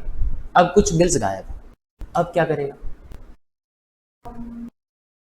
मैनेजमेंट से पूछेगा कि और कोई बिल्स हैं क्या तुम्हारे पास, एडिशनल इन्फॉर्मेशन दो। मैनेजमेंट कह रही है सर आपको दे तो दी है, आप फिर मांग रहे हो, आपने कहा था सारी इन्फॉर्मेशन चाहिए, सारी दे दी। कह रहा नहीं भाई कुछ और तो होगी ना, वरना मैं लिख दूं गलत है। कह रहा नहीं सर ऐसे गलत नहीं लिखो। उन्होंने फिर फोन करा, फिर कहा कि थोड़ी सी और जो फाइल पड़ी है इसको ला के दे, भाई ये मान नहीं रहा है। वो फिर एडिशनल इन्फॉर्मेशन लेके आया। अब एक बिल जिसका अमाउंट फाइनेंशियल स्टेटमेंट में चढ़ा हुआ था 1 लाख और बिल था 10,000। बिल 10,000 का है, फाइनेंशियल स्टेटमेंट में 1 लाख चढ़ा हुआ। अब क्या करोगे सर आप? बाहर की कंफर्मेशन दोगे, किससे? जिसको सेल करी थी।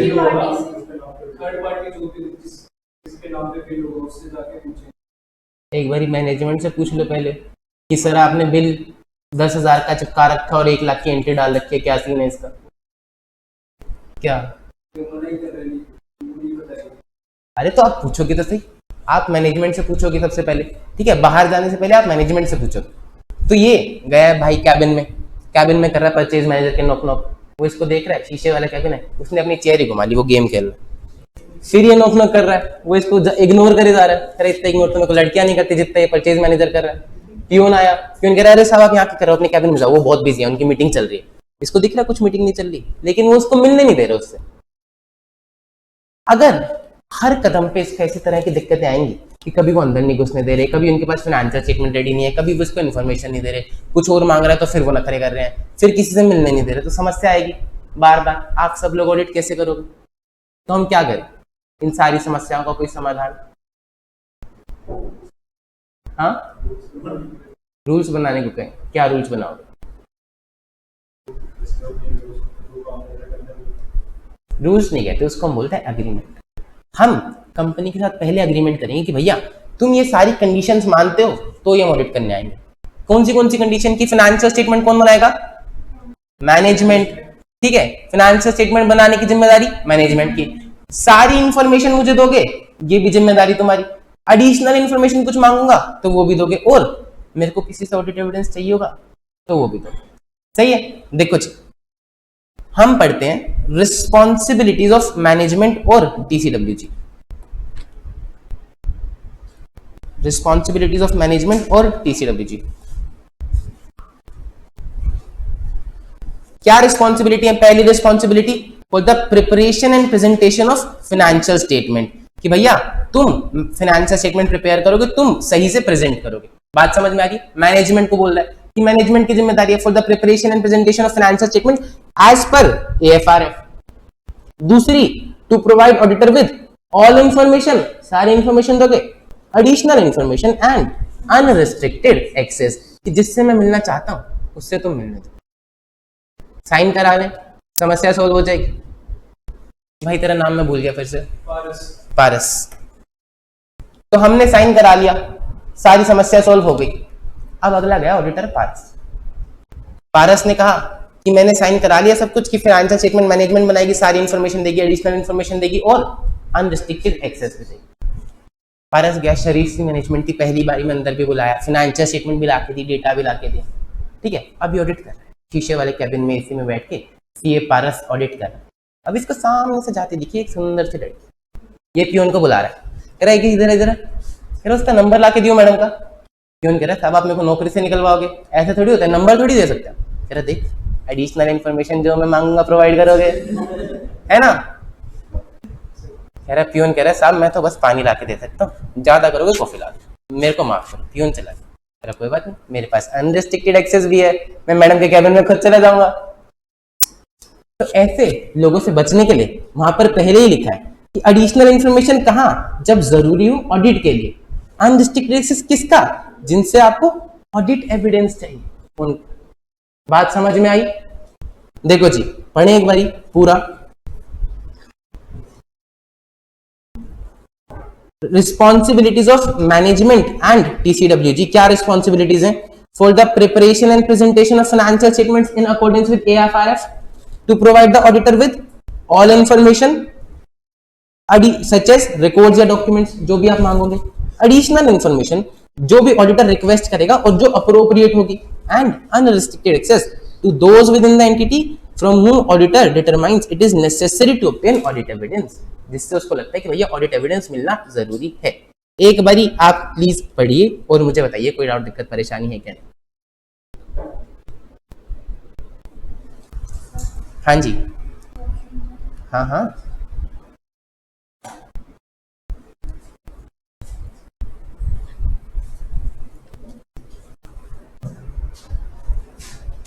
और मैं बुलवाऊंगा उसके हिसाब से पढ़ना।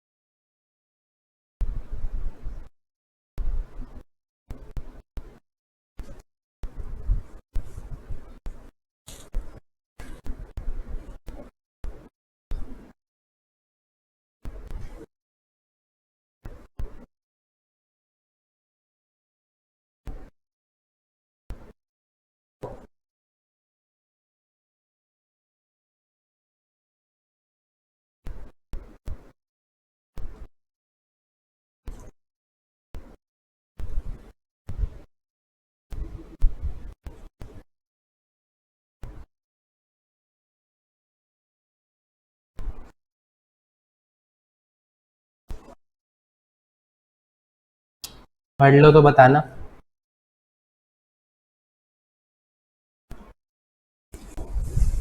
पढ़ लिया? आप लोगों में से सीए बनने के बाद किसको क्या क्या करना है? सबको जॉब करनी है?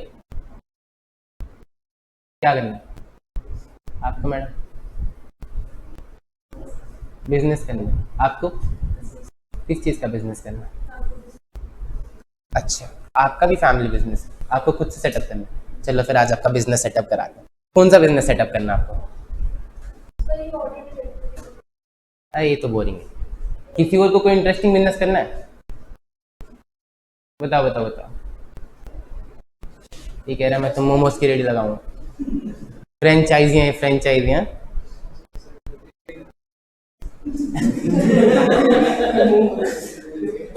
चलो आज इसका ठेके का बिजनेस ही सेटअप कराते हैं। कितना टर्नओवर चाहिए आपको? हाँ ठेके के बिजनेस में बताओ।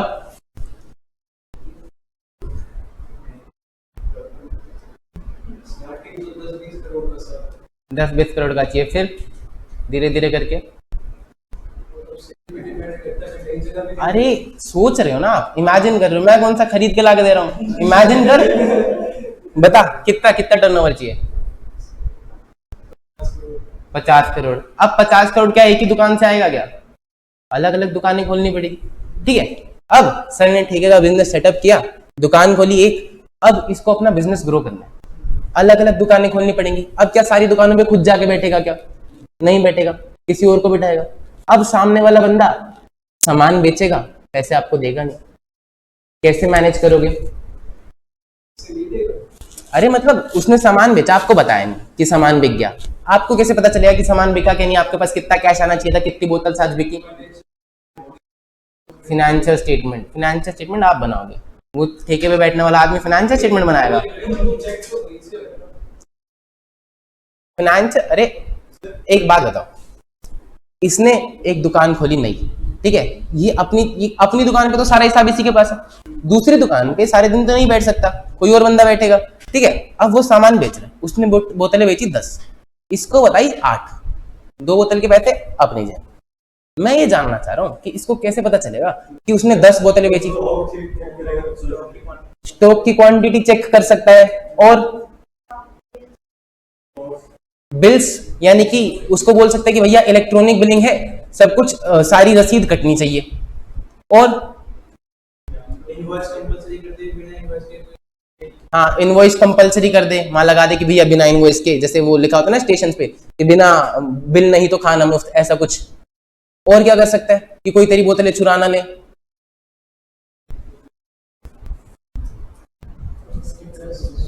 हाँ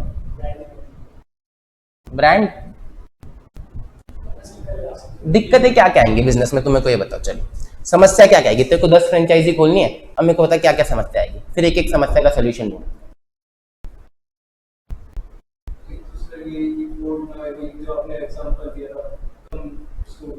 हाँ उसने बेचा, पैसे कम बताए, एक तो समस्या ये हो गई, और बता और क्या समस्या आएगी? हाँ लोकेशन, अच्छा और समस्या क्या आएगी?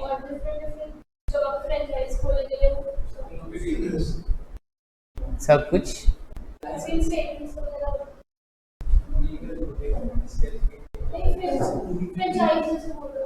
हाँ समस्या क्या आएगी? समस्या बताओ ना मैडम, क्या प्रैक्टिकल क्या समस्या?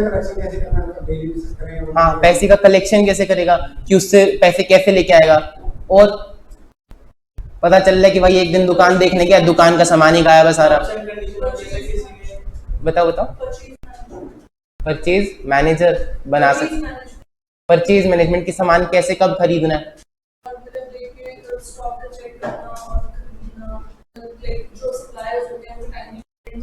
हाँ सप्लायर को टाइमली पेमेंट जानी चाहिए, वो अगली बार सामान नहीं देगा वरना, है ना। और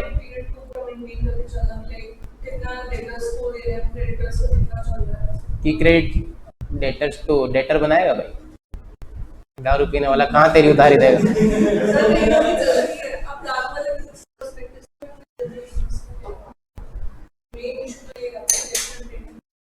पुलिस वाले भी आ सकते हैं आपकी दुकान पे, है ना, तो उनको लाइसेंस वाइसेंस दिखाने पड़ेंगे।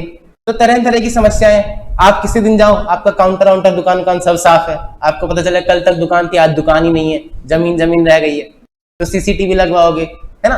तो अलग अलग तरह की चीजें करोगे। मैडम शॉपिंग करने गए हो कभी ज़ारा में, H&M में कपड़े खरीदे? अगर आप बिना बिल पेमेंट करके निकलो तो क्या होता है? मैडम ने पक्का किया एक बार तो मैडम होता है सेंसर तो बचते हैं, तो सेंसर बचते हैं अगर आप बिना बिल पेमेंट करे निकलना चाहो तो। क्यों बचते हैं वो? ताकि आपका स्टॉक कम ना हो जाए, कि स्टॉक सामान तो ले गया कोई, पैसे उसने दिए नहीं तो नुकसान हो जाएगा। तो ये सब क्या है? ये हैं कंट्रोल्स। बहुत सारे रिस्क हैं बिजनेस में कि भैया आपका नुकसान हो सकता है, कोई सामान चुरा ले, कोई सामान बेचे पर आपको बताए ना, बेचे तो ज्यादा का बेचे, आपको पैसे कम दिए उसने बेची 500 की, आपको दिए 400। अलग अलग तरह की समस्याएं हैं, है ना। और इन सभी समस्याओं को टैकल करने के लिए हम बिजनेसेस में लगाते हैं कंट्रोल्स, जैसे कि सेंसर बजना, जैसे कि इलेक्ट्रॉनिक बिलिंग, जैसे कि सीसीटीवी, जैसे कि सिक्योरिटी गार्ड को बाहर बैठाना कि भैया तो बिल चेक करके सबने बिल कटवाया कि नहीं कटवाया। ये सब है तरह तरह के कंट्रोल्स। कंट्रोल्स कौन लगाएगा? बिजनेस किसका है? प्रॉफिट किसको चाहिए? तो कंट्रोल्स कौन लगाएगा? मतलब तू ही लगा, सोच क्या रहा है इतना? कंट्रोल्स लगाने हैं, पहले तो सोचना पड़ेगा कि क्या क्या समस्याएं हैं, फिर सोचना पड़ेगा कि इस समस्या को कैसे टैकल किया जा सकता है, किस किस तरह के कंट्रोल्स चाहिए, कि इलेक्ट्रॉनिक बिलिंग चाहिए, कि सीसीटीवी चाहिए, कि क्या चाहिए। फिर देखना पड़ेगा कि भैया वो लोग कंट्रोल्स के हिसाब से काम कर रहे हैं कि नहीं कर रहे हैं। इसको हम बोलते हैं डिजाइन, इम्प्लीमेंटेशन एंड मेंटेनेंस, कि साल भर लगे भी तो रहने चाहिए। तुमने लगा दिए 4 सीसीटीवी, 4 दिन चले, अगले दिन से चल ही नहीं रहे हो, तो उसको चेक करना पड़ेगा। तुमने लगा दिया इलेक्ट्रॉनिक बिलिंग, वो आदमी कैश में ही सामान दिए जा रहा है, बिना बिल काटे जा रहा है, तो आपको चेक करना पड़ेगा। अगर अगली बार स्टॉक चेक करने जाओ तो वो पैसे दे रहा है आपको, आप कहोगे नहीं भैया बिल कटे होने चाहिए सारे। बात समझ में आई? बिल कटे होंगे तो आप सरकार का टैक्स टाइमली भर पाओगे, तो आपका बिजनेस बंद नहीं होगा, है ना। तो ये सब है कंट्रोल्स। मैनेजमेंट की जिम्मेदारी है इन कंट्रोल्स को डिजाइन करना, इंप्लीमेंट करना अपनी ऑर्गेनाइजेशन में, और मेंटेन करके रखना साल भर कि भैया कंट्रोल्स अच्छे से काम करते रहें। बात समझ में आई? लॉजिकल है। जिम्मेदारी होनी चाहिए मैनेजमेंट की। ऑडिटर की जिम्मेदारी होनी चाहिए क्या? क्यों नहीं होनी चाहिए ऑडिटर की जिम्मेदारी? हाँ, ऑडिटर क्यों करेगा? उसका बिजनेस थोड़ी है, प्रॉफिट उसको थोड़ी हो रहा है, तो मैनेजमेंट करेगी। मैनेजमेंट चाहती है कि फाइनेंशियल स्टेटमेंट सही बने, इसीलिए मैनेजमेंट कंट्रोल्स लगाती है। दिस इंक्लूड्स, देखो कंट्रोल्स लगाने से, सेंसर वाला कंट्रोल लगाने से फाइनेंशियल स्टेटमेंट का क्या लेना देना?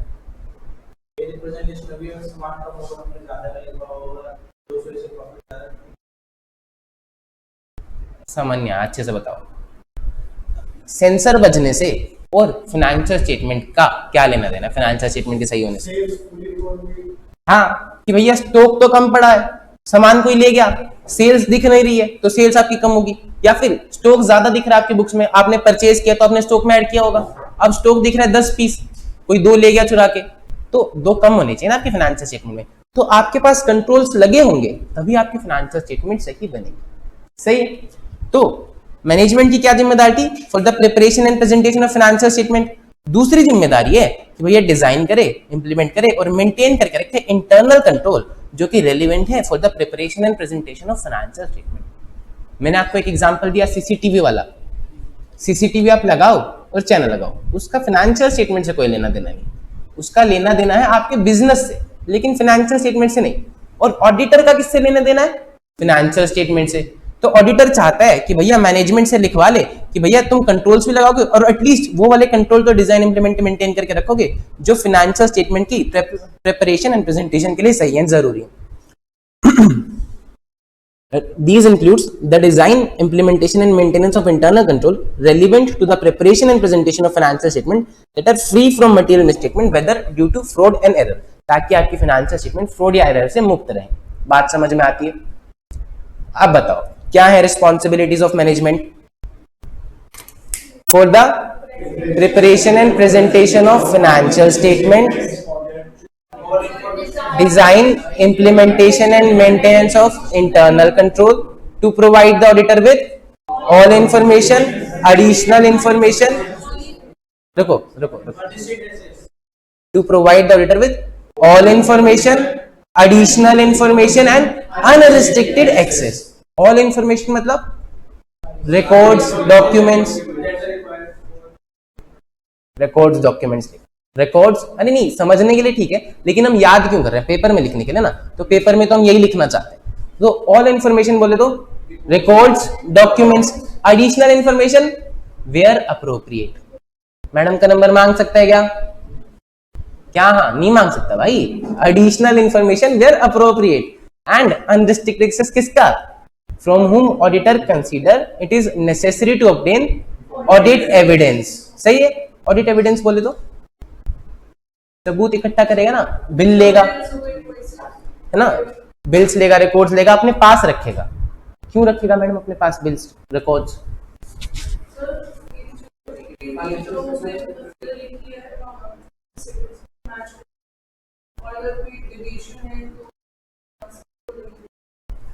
हमारा सुनील गया ऑडिट करने, इसने सब कुछ सही सही चेक किया और इसने बता दी कि भैया ये गलतियां हैं। इसने तुम सबको बता दिया कि देखो ये गलतियां कर रखी है मैनेजमेंट ने। इसके घर जाने के बाद मैनेजमेंट रात भर बैठी, मैनेजमेंट ने फाइनेंशियल स्टेटमेंट ठीक करी और अब अगले दिन मैनेजमेंट सूट बूट पहन के टीवी पे आई कि देखो ये ऑडिटर को काम करना आता है, कहां है गलती, दिखाना जरा मेरे को। अगर इसके पास एविडेंस नहीं होगा कि कल तक ऐसा था और आज ऐसा है तो ये तो फंस जाएगा। इसीलिए ऑडिटर हमेशा एविडेंस लेके चलता है। बात समझ में आई? देखो शुरू से बोलते हैं, responsibilities of management and TCWG. क्या रिस्पॉन्सिबिलिटीज है? For the preparation and presentation of financial statements, design, implementation and maintenance of internal control, ताकि आपकी फाइनेंशियल स्टेटमेंट सही बने। And third, to provide auditor with all information, additional information, unrestricted access, all information such as records and document, additional information where appropriate, and unrestricted access to those within the entity from whom auditor determines it is necessary to obtain audit evidence। बात समझ में आ रही है? याद हो रहा है? ठीक है जी।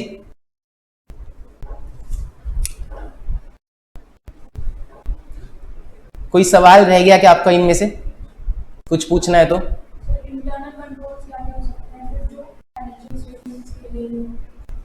अभी बहुत सारे, पूरा चैप्टर है आपका इंटरनल कंट्रोल का। जस्ट मैंने आपको एक एग्जांपल देने के लिए, जैसे कि जिससे भी फाइनेंशियल स्टेटमेंट्स ठीक बने, जैसे वो सेंसर वाला भी हो गया, ठीक है, या फिर इलेक्ट्रॉनिक बिलिंग वाला हो गया। एक ऑडिट में इंटरनल कंट्रोल होता है सेग्रीगेशन ऑफ ड्यूटी। आपने कभी मेकर चेकर कॉन्सेप्ट का नाम सुना है? छोड़ दो, आगे पढ़ेंगे क्लास में डिटेल में। मेकर चेकर कॉन्सेप्ट होता है कि भैया एक बंदा ऑर्डर दे, दूसरा बंदा पेमेंट करे। आप एसबीआई में गए हो, आप बैंक में गए हो, वो आपको घुमाते हैं, सर 3 नंबर, सर 4 नंबर खिड़की, सर 6 नंबर। क्यों? क्योंकि वो पूरा कंट्रोल एक बंदे के हाथ में नहीं होना चाहते। अब ये हमारा क्या नाम था भाई?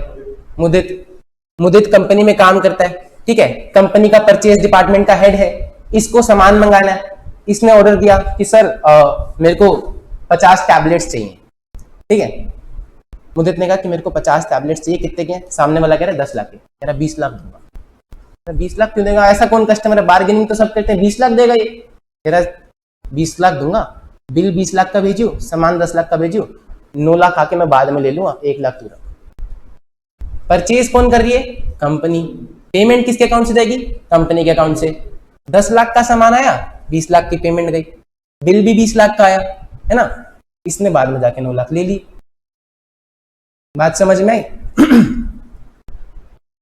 क्या पूछे? हाँ, ये होता है मेकर चेकर कॉन्सेप्ट कि अगर एक बंदे के सामने एक बंदे के हाथ में सारा कंट्रोल होगा तो ऐसा कर सकता है।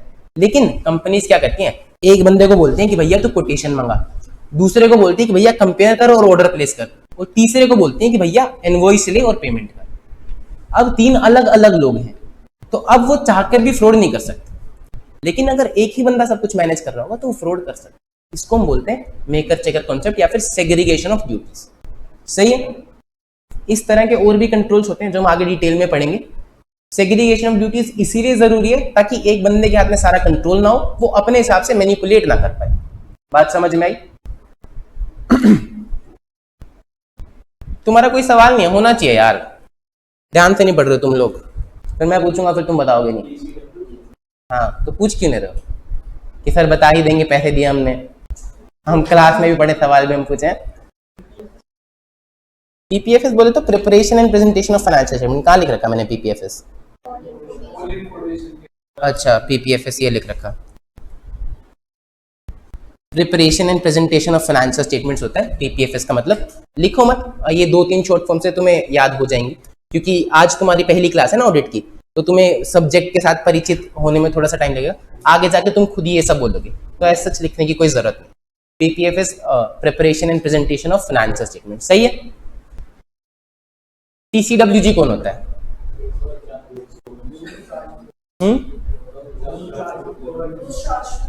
ये कहाँ पढ़ रहे हो तुम लोग?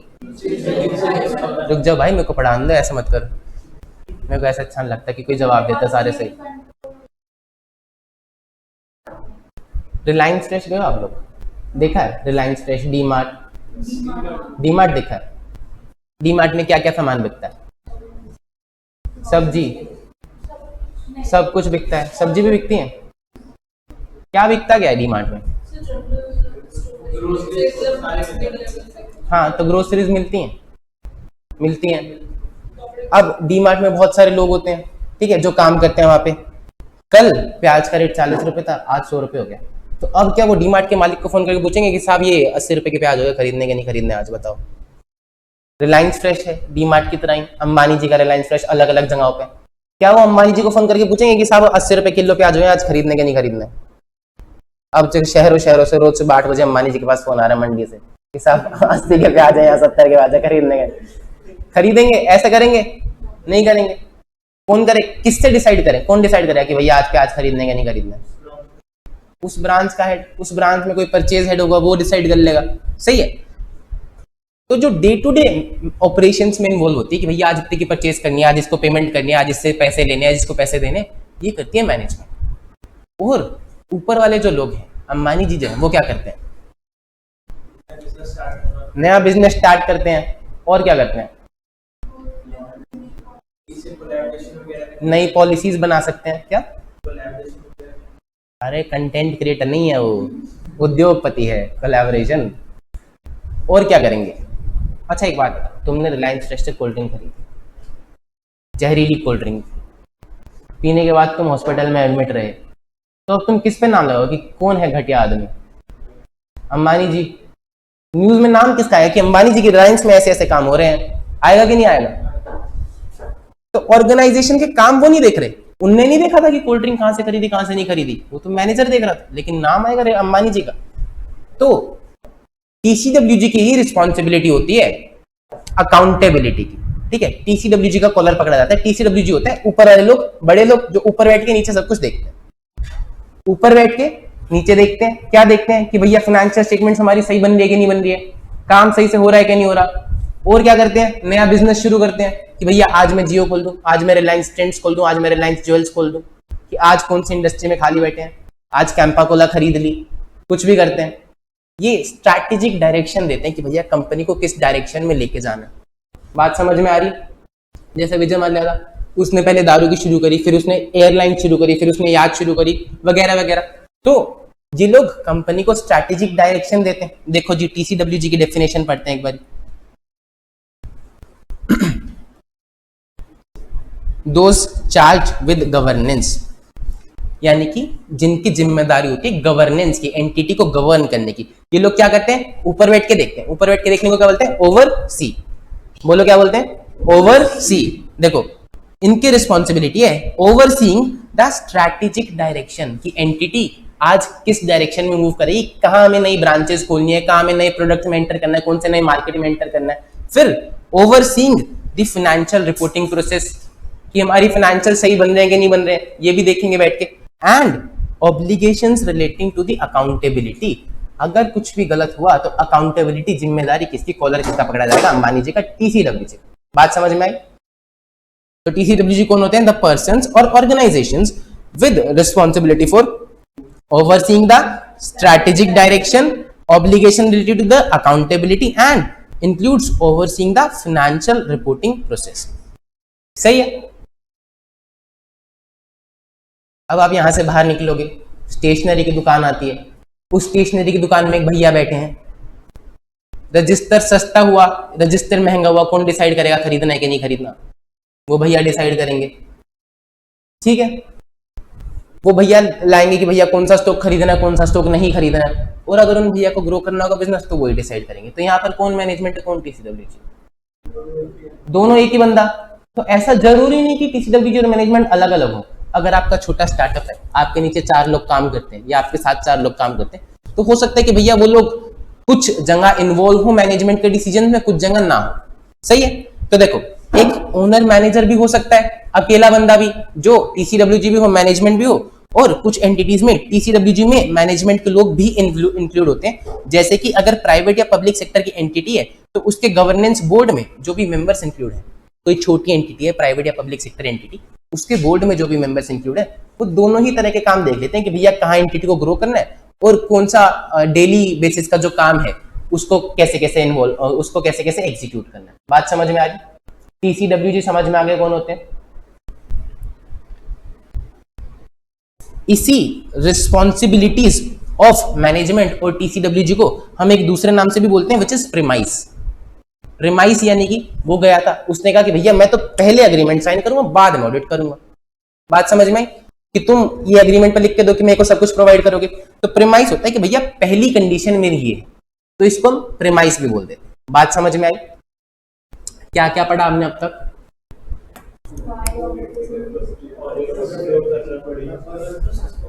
ए क्या कर, देखो सबसे पहले क्या पढ़ा, बेनिफिट्स ऑफ ऑडिट पढ़े थे हमने, ठीक है। फिर हमने क्या पढ़ा, पर्पस ऑफ ऑडिट, फिर हमने डेफिनेशन पढ़ी, फिर हमने क्या पढ़ा, रिस्पॉन्सिबिलिटीज ऑफ मैनेजमेंट, फिर हमने ECWJ के बारे में पढ़ा, ठीक है। और थोड़ा सा करा दें या फिर यहीं स्टॉप करें, एक छोटा सा टॉपिक और करा दूं, बस कह रहे हो कि करा दे।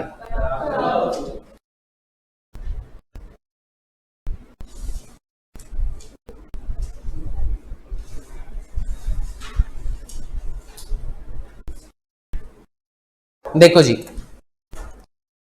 कौन बनेगा ऑडिटर बताओ, वॉलेंटियर या मैं ही पकड़ लूं किसी को, अरे ये अच्छा चल तेरे को बना दिया थी हमने, हम तेरे को भेजा ऑडिट करने, बता कैसे चेक करेगा, क्या चेक करेगा, क्या क्या चीजें दिखेगा।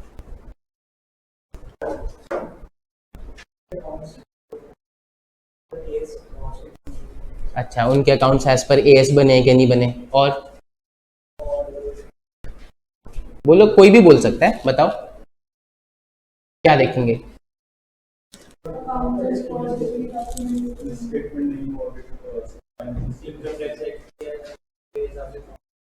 लो रेगुलेशन के हिसाब से कंप्लाई हुआ है कि नहीं हुआ, है ना। ज्यादा दिमाग मत लगाओ, सोचो तुम 11वीं क्लास में थे, तुम्हारे टीचर, ऑडिट का मतलब क्या होता है, अकाउंट्स को चेक करना, तुम्हारे टीचर तुम्हारे अकाउंट्स के सम चेक करते थे, तो कैसे चेक करते थे, एक क्वेश्चन है उसमें 10 एडजस्टमेंट, ठीक है, उससे वो नंबर देते थे, अब तुमने लिखा तो वो क्या चेक करेगा, 10 एडजस्टमेंट थी, नंबर कब कब कटेंगे, या तो कोई एडजस्टमेंट छोड़ दी, यानी कि कोई एंट्री छूटी तो नहीं है, वो चेक करेगा, कोई एडजस्टमेंट गलत तो नहीं कर रखी, वो चेक करेगा, ठीक है। और प्रेजेंटेशन प्रॉपर कर रखी है कि नहीं कर रखी, सबसे पहले क्या आता है शेड्यूल 3 में, ऊपर इक्विटी शेयर होल्डर फंड, है ना, तो देखेगा कि तुमने ऊपर ही लिखा है कि नहीं लिखा, नीचे तो नहीं लिख दिया, करंट एसेट को करंट एसेट में ही डालना है, करंट लायबिलिटी को करंट लायबिलिटी में ही डालना, ये सब चेक करते थे। ऑडिटर भी बस यही चेक करेगा, ऐसा कोई हाई फाई काम नहीं करता ऑडिटर। देखो क्या क्या चेक करेगा, वो देखना चाहता है कि जो स्टेटमेंट ऑफ अकाउंट्स हैं वो प्रेजेंट करते हैं true and fair view, true and fair picture या नहीं, तो वो क्या चेक करेगा, सबसे पहले वो देखेगा कि भैया जो इंफॉर्मेशन है वो क्लियर और अनएम्बिगियस होनी चाहिए। क्या होनी चाहिए, क्लियर एंड अनएम्बिगियस। क्या होता है सर, अनएम्बिगियस का मतलब होता है नॉन कंफ्यूजिंग, कि कंफ्यूजिंग नहीं होनी चाहिए। हमने भाई को फाइनेंशियल स्टेटमेंट बनाने बोला, उसने ऐसे पूरा ऐसे में लिख दिया कि भैया हमने परचेज करी 15 लाख की, हमने सामान बेचा इतने लाख का, इतने के हमारे डेटर हैं, तो क्या आप ऐसी फाइनेंशियल स्टेटमेंट को पढ़ पाओगे, अच्छे से कंपेयर कर पाओगे, आप परेशान हो जाओगे, है ना। इसीलिए एक फॉर्मेट डाला गया, हम उस फॉर्मेट में पढ़ते हैं तो हमें कंफ्यूजिंग भी नहीं लगती, सब कुछ क्लियर क्लियर समझ में आ जाता है। तो ऑडिटर भी बस ये देखेगा कि स्टेटमेंट ऑफ अकाउंट्स, यानी कि जो अकाउंट की स्टेटमेंट्स है, फाइनेंशियल स्टेटमेंट्स है, दैट प्रेजेंट इंफॉर्मेशन जो है वो क्लियरली और अनएम्बिगियस तरीके से प्रेजेंट है। और वो कब होगा, जब आपके accounts classified, described and disclose होंगे as per accounting standard. Classified बोले तो मैडम, क्लासिफाइड बोले तो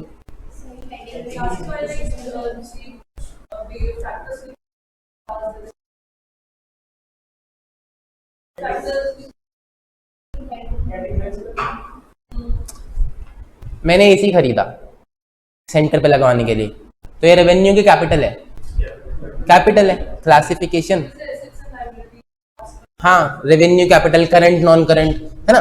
तो क्लासिफाई एएस के हिसाब से होना चाहिए, डिस्क्राइब्ड और डिस्क्लोज्ड।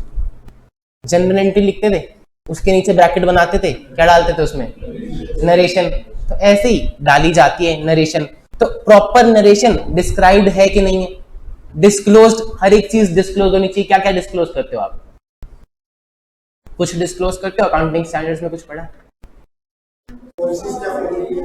पॉलिसीज क्या फॉलो हो रही, कंटिंजेंट लायबिलिटी, कि हमारी कंपनी में 500 करोड़ का टर्नओवर तो है, लेकिन एक केस भी चल रहा है कि हम जहरीली कोल्ड ड्रिंक बेचते हैं, भाई अफीम मिला के बेच रहा है बोतल में, तो केस चल रहा है, कल को कंपनी बंद हो सकती है ना।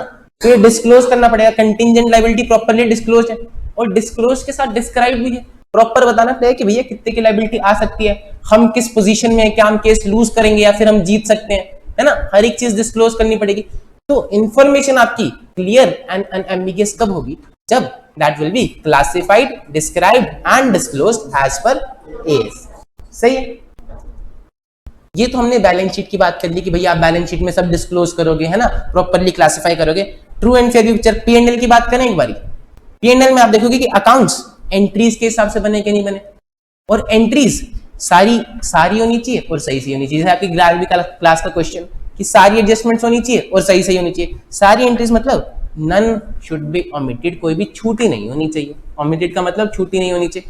एंड सही मतलब आपके पास सफिशिएंट एंड अप्रोप्रिएट एविडेंस होना चाहिए। हर एंट्री के पास एक बिल होना चाहिए, भैया इस बिल के हिसाब से हमने ये एंट्री डाली। बात समझ में आई? तो ऑडिटर यही चीजें चेक करेगा। क्या चीजें चेक करेगा? Statement of account presents a true and fair view. Presentation से क्या निकल रहा है देखो जरा चार्ट में, information should be clear and unambiguous. और वो क्लियर एंड अनएम्बिगियस कब होगी? जब classified, described, disclosed as per AS. ठीक है। प्रेजेंट्स से क्या, ट्रू एंड फेयर व्यू से क्या निकल रहा है? अकाउंट्स एंट्रीज के हिसाब से बनाना चाहिए। बोलो मेरे साथ, अकाउंट्स एंट्रीज के हिसाब से बनाना चाहिए और सारी एंट्रीज होनी चाहिए, सही होनी चाहिए। सारी एंट्रीज बोले तो none should be omitted, and सही बोले तो सफिशिएंट अप्रोप्रिएट ऑडिट एविडेंस। बात समझ में आई? सफिशिएंट और अप्रोप्रिएट का क्या मतलब होता है? यानी कि सफिशिएंट का मतलब होता है क्वांटिटी और अप्रोप्रिएट का मतलब होता है क्वालिटी, की नंबर ऑफ बिल्स भी पूरे होने चाहिए और अच्छी क्वालिटी के होने चाहिए। आएगा मैडम, आएगा सारा, लिखने की जरूरत नहीं है, डोंट वरी, सब लिखा हुआ आपकी किताब में, आप वही पढ़ लेना। Statement of account presents true and fair view. बोल लो, प्रेजेंट से क्या निकल रहा है? इंफॉर्मेशन कैसी होनी चाहिए? Clear and unambiguous. कब होगी clear and unambiguous? Classified, described, disclosed as per AS होगी। फिर ट्रू एंड फेयर व्यू से क्या निकल रहा है? अकाउंट्स एंट्रीज के हिसाब से बने होने चाहिए और एंट्री सारी होनी चाहिए और सही होनी चाहिए। सारी बोले तो नन ओमिटेड, एंड सही बोले तो सफिशिएंट अप्रोप्रिएट ऑडिट एविडेंस। याद हो गया? चलो एक बार ऊपर टॉपिक पे चलते हैं। देखो, ऑडिटर कैसे इंश्योर करेगा कि फाइनेंशियल स्टेटमेंट किसी को धोखा नहीं दे रही, मिसलीड नहीं कर रही। अपने आप को सेटिस्फाई करेगा कि भैया अकाउंट्स जो हैं विद रेफरेंस टू एंट्रीज हैं। उधर देखो सामने, अकाउंट्स जो हैं विद रेफरेंस टू एंट्रीज हैं। एंट्रीज जो हैं सफिशिएंट एंड अप्रोप्रिएट एविडेंस, मतलब एंट्रीज में सारे बिल लगे हुए हैं। Entries are adequately supported by sufficient and appropriate evidences. ठीक है। None of the entries have been omitted, सारी एंट्रीज होनी चाहिए। इंफॉर्मेशन क्लियर एंड अनएम्बिगियस है ना। क्लासिफाइड, डिस्क्राइब्ड एंड डिस्क्लोज्ड है as per accounting standards. And last में वो बोलेगा कि भैया statement of accounts true and fair picture present कर रही है कि नहीं कर रही, ये सब चीजें चेक करेगा। बात समझ में आई? याद हो गए सारे कीवर्ड्स रेड में जो लिखे हुए हैं? लिख लोगे पेपर में आएगा तो।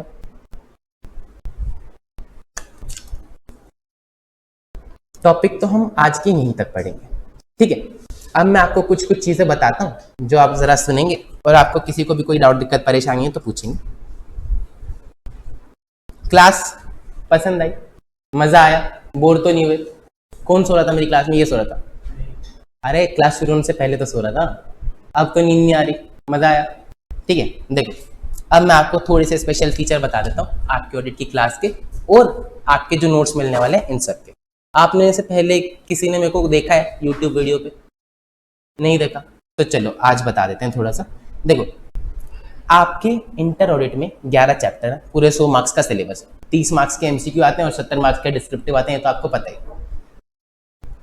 हमारी ऑडिट में स्पेशल चीजें हैं कि पहली बात तो हम मोस्टली सारे चैप्टर्स कहानी के थ्रू पढ़ते हैं। ठीक है। अब अगले चैप्टर में एक कहानी है। हर चैप्टर का अपना एक फ्लेवर है, जो कि जैसे इस कवर पेज का इसका अपना एक फ्लेवर था। हर एक चैप्टर का अपना अपना एक फ्लेवर है, जिससे काफी सारी चीजें प्रैक्टिकल लाइफ से कनेक्ट होती। अब ये कहानी मैंने सुनाई ताकि तुमको समझ में आए कि असल में ऑडिट की जरूरत क्यों पड़ी, है ना। हमें कभी पता ही नहीं कि मैथ क्यों पढ़ रहे हैं हम, किसी ने बना दिया, किसी ने क्यों साइन थीटा कोस थीटा बनाया, लेकिन अब हमें पता है कि रियल लाइफ में चीजें हुई थी। मैं आपसे सवाल पूछता हूं तो आप खुद जवाब देते हो, क्योंकि आपको पता है कि ये समस्या जेन्युइन है, इसका जवाब ढूंढना पड़ेगा, और इस तरह से ये जवाब बना। ठीक है। फिर थोड़ा सा नीचे आए।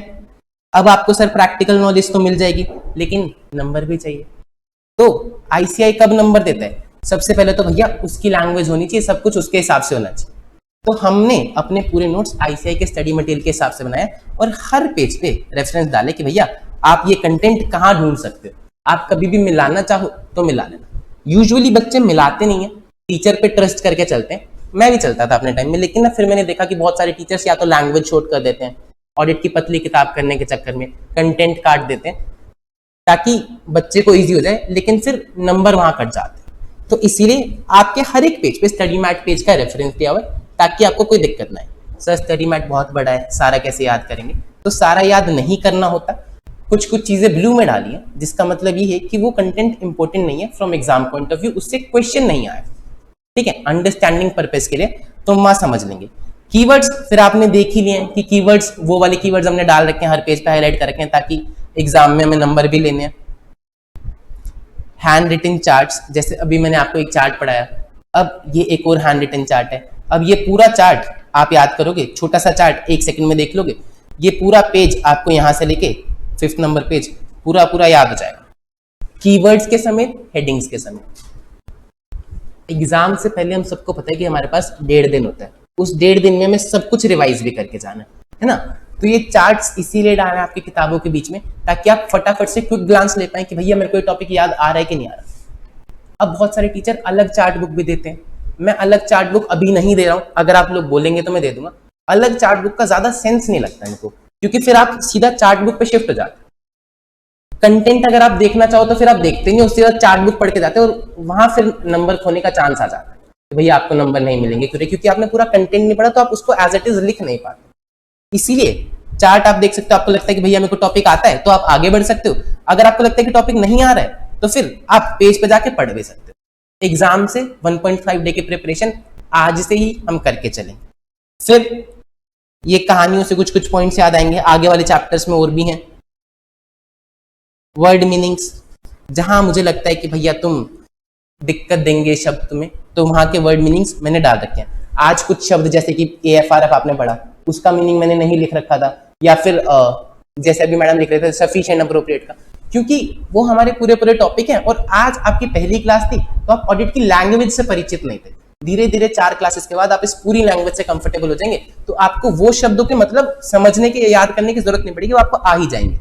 कुछ ऐसे शब्द होते हैं जो कभी कभी रिपीट होते हैं, फिर भाई इसका मतलब देखने गया, 1 घंटा रील चलाई, फिर वापस आया कि अरे मैं तो ऑडिट पढ़ रहा था, ऐसा ना हो, इसलिए वो शब्द मैंने यहीं डाल दिए, ठीक है, ताकि आपको कभी कोई परेशानी ना हो। फिर सेम वही स्टोरी वाला फॉर्मेट, जैसे कि आज आपने देखा, तो ये जो 5 पॉइंट्स हैं इससे आपको पूरा पेज याद हो जाएगा। जहां जहां मुझे लगता था कि टैबुलर प्रेजेंटेशन होनी चाहिए, कंपैरिजन से ज्यादा बेटर याद होगा, तो वहां वहां टैबुलर प्रेजेंटेशन कर रखी है। इस चैप्टर में हैंड रिटन चार्ट्स या फिर कहानियां थोड़ी सी कम है, आगे और भी हैं, तो इस तरह की सारी चीजें हमने आपकी किताब में डाल रखी है। रेगुलर टेस्ट हम लेंगे ही, ये आपके नोट्स के स्पेशल फीचर थे, चाहे वो वर्ड मीनिंग, चाहे वो ब्लू कीवर्ड्स, चाहे वो हर एक चीज आईसीआई के स्टडी मैट के पेज नंबर के हिसाब से रेफरेंस डालना, ठीक है। ये सब मैं चाहता था कि मेरे टाइम पे मुझे मिले, बट नहीं था, तो इसलिए मैंने इसको अपनी किताब में डाला। ये था हमारे नोट्स के बारे में। मेरे बारे में किसी को कुछ पूछना है, मेरा नाम CA चिराग गर्ग है, मैंने EY से ऑडिट की, मतलब काफ़ी 3-4 साल मैंने ऑडिट की हुई EY में, बड़े बड़े क्लाइंट्स पे, लिस्टेड अनलिस्टेड, चाहे वो छोटे क्लाइंट्स हो चाहे वो बड़े क्लाइंट्स हो, फॉर्च्यून 500 कंपनीज का भी मैंने ऑडिट करा हुआ। उसके बाद मैंने इंडस्ट्री में भी 1 साल का एक्सपीरियंस लिया हुआ और उसके बाद मैं ऑडिट पढ़ाने आया। ये मेरे बारे में था छोटा सा इंट्रोडक्शन। आप बताइए, आपको किसी को कोई सवाल किसी भी चीज़ के बारे में, चाहे वो ऑडिट के बारे में हो, चाहे वो मेरे बारे में हो, चाहे वो नोट्स के बारे में। आपको 3 बुक्स मिलेंगी, एक आपकी मेन बुक रहेगी, एक क्वेश्चन बैंक और एक MCQ केस सिनेरियो बुक, ठीक है, जिसमें सारे क्वेश्चन भी होंगे, केस सिनेरियो बुकलेट जो भी MCQ मतलब 30 मार्क के जो आते हैं आपके, आज तक जितने भी आईसीआई ने पूछे वो सब उसमें कवर्ड रहेंगे, सही है। तो ये आपकी 3 बुक्स रहेंगी। सिलेबस आपको मैं कल बता दूंगा कि कब तक खत्म हो जाएगा। आपका एग्जाम कब है, अटेम्प्ट कब है आप लोगों का? हाँ, तो बस हम जनवरी से वेल बिफोर खत्म कर देंगे, उसमें कोई इशू नहीं है, टाइम से पहले खत्म कर देंगे। 20-25 दिन पहले तो हम आराम से खत्म कर देंगे जनवरी के अटेम्प्ट, उसमें भी कोई इशू नहीं। और बताइए, सबका जनवरी अटेम्प्ट है? आपका नहीं, आपका कौन सा है? मई? अच्छा, आपका भी जनवरी अटेम्प्ट है? इतना डिफिकल्ट सवाल पूछ लिया सर ने। क्या हो गया भाई? पीछे वाले से पूछ रहा था। अच्छा, बताइए जी, और किसी को कुछ पूछना है किसी भी चीज़ के बारे में? सॉरी मैं थोड़ा सा लेट हो गया था आज क्लास में आने टाइम। हाँ, हमारी क्लास कितने बजे की होगी? नॉर्मली यार 1.5 से 2 घंटे की तो रहेगी, 2 घंटे के अराउंड की रहती है क्लास। बाकी क्लासेस कितने टाइम की होती हैं आपकी? आज 1:30 की, वैसे 2 घंटे। हाँ, तो हमारी भी 2 घंटे की रही। ब्रेक मिलता है आपको क्लास में 2 घंटे की क्लास में? अरे मिलता है या नहीं वो पूछ रहा हूँ, मुँह क्या बना रहे हो? 15 मिनट्स का मिलता 15 मिनट्स का मिलता है? है। हाँ, अच्छा। हाँ, तो बस मेरा भी सेम सेम जैसे बाकी सारी क्लासेस का पैटर्न रहता है, मेरा भी सेम सेम ही रहेगा। ये नोट्स हम मतलब ये वाला चैप्टर तो नोट्स से ही पढ़ लेंगे, फिर बुक्स आपको मैडम से आप पूछ लेना, जिससे भी आप किन से बात करते हो बुक्स के लिए। हाँ हाँ, तो आप उनसे पूछ लीजिएगा कि ऑडिट के बुक्स के बारे में। क्लास पसंद आ गई मैडम आप लोगों को? आज की क्लास का? हाँ यार देखो, 2 घंटे की तो हमारी क्लास रहती ही रहती है, पिछले बैचेस में भी 2 घंटे की रही ही है। कभी कभी ऐसा होता है कि यार टॉपिक कराना एक आधा और, क्योंकि वो शेड्यूल बना के चलते हैं ना कि इस तारीख तक खत्म करनी है, तो कभी कभी थोड़ा बहुत लेट भी हो जाता है, कभी कभी थोड़ा बहुत जल्दी भी चल जाता है। हाँ, तो 2 घंटे की 2 घंटे अगर हम क्लासेस लेंगे तो हमारा शेड्यूल के हिसाब से सब कुछ कवर हो जाएगा। टेस्ट आपके हर चैप्टर के बाद होंगे ही मोस्टली, और फिर फुल सिलेबस या हाफ सिलेबस जैसे भी मैं एक बार मैम से डिसाइड कर लूँ कि कैसे रखना, वो हम कर लेंगे। या फिर आप लोग भी बता सकते हो कि जैसे आप प्रेफर करते हो, हाफ सिलेबस फुल सिलेबस। चुप क्यों के बैठ गए? सर ये स्टडी बैंक में कुछ ऐसा नहीं यार इसमें मेन नोट्स में नहीं लिख रखा, वो क्वेश्चन बैंक में लिख रखा है कि हाँ ये कब कब क्वेश्चन आया हुआ है। और किसी को कोई सवाल नहीं पूछना? वैसे पूछना तो चाहिए था, तुमने मिस कर दिया। नहीं पूछ रहे तो मत पूछो, जाओ। अच्छा सही से बताओ, मजा आया क्लास में ऑडिट पढ़ने में? कैसा लग रहा है ऑडिट? मुश्किल लग रहा है भाई? तू तो पूछ के आया था ना, कौन पूछ के आया था मुश्किल है? ये पूछ के आया था मुश्किल लगा? अभी तो ठीक लगा, ठीक ही लगेगा, चिंता मत कर, सारी किताब ऐसी है। हाँ यार, मैं ना टीचिंग में इसलिए आया था क्योंकि मैंने देखा था कि सारे बच्चे मुंह लटका के पढ़ते हैं, तो मैंने कहा कुछ कर सकते हैं इनके लिए। तो फिर ये एक नई अप्रोच मैंने डिवाइस करी है, ताकि आपको स्टोरीज के थ्रू, कुछ मेमोरी टेक्निक्स के थ्रू, कुछ चार्ट्स के थ्रू चीज़ें काफ़ी सारी हम क्लास में याद कर लें, आपको चीज़ें भूलें ना। एटलीस्ट जैसे अभी नेक्स्ट चैप्टर मैं आपको दिखाऊँ, नेक्स्ट चैप्टर इसमें टेलीग्राम होगा, टेलीग्राम शायद नहीं होगा। टेलीग्राम पे अगर आप सर्च करोगे सीए विद चिराग तो आपको नेक्स्ट चैप्टर के नोट्स मिलेंगे, तो उसमें विजुअल पिक्चर्स भी डाल रखें ताकि आपकी विजुअल मेमोरी से भी कनेक्ट हो, आप भूलो ना चीज़ें, ज़्यादा टाइम तक रिटेन रहें आपकी चीज़ें। तो हर, हाँ आगे का भी नहीं भूलोगे, चिंता मत करो। बहुत सा ऐसे देखो, कुछ कुछ चीज़ें तो आपको याद करनी ही पड़ेंगी, लेकिन हाँ कंपैरेटिवली बहुत सारी चीज़ें ईजी हो जाएंगी। मेरा ऐसा मानना है, देखो आप तो चलो दिल्ली के ही बच्चे हो, आपको तो सारा ऑनलाइन का सब पता है। जो छोटे शहर के बच्चे हैं या फिर जो दूसरे बच्चे होते हैं, मैं उनको भी यही बोलता हूँ कि यार आप पैसे दे रहे हो तो आपको अपने पैसे की पूरी वैल्यू मिलनी चाहिए।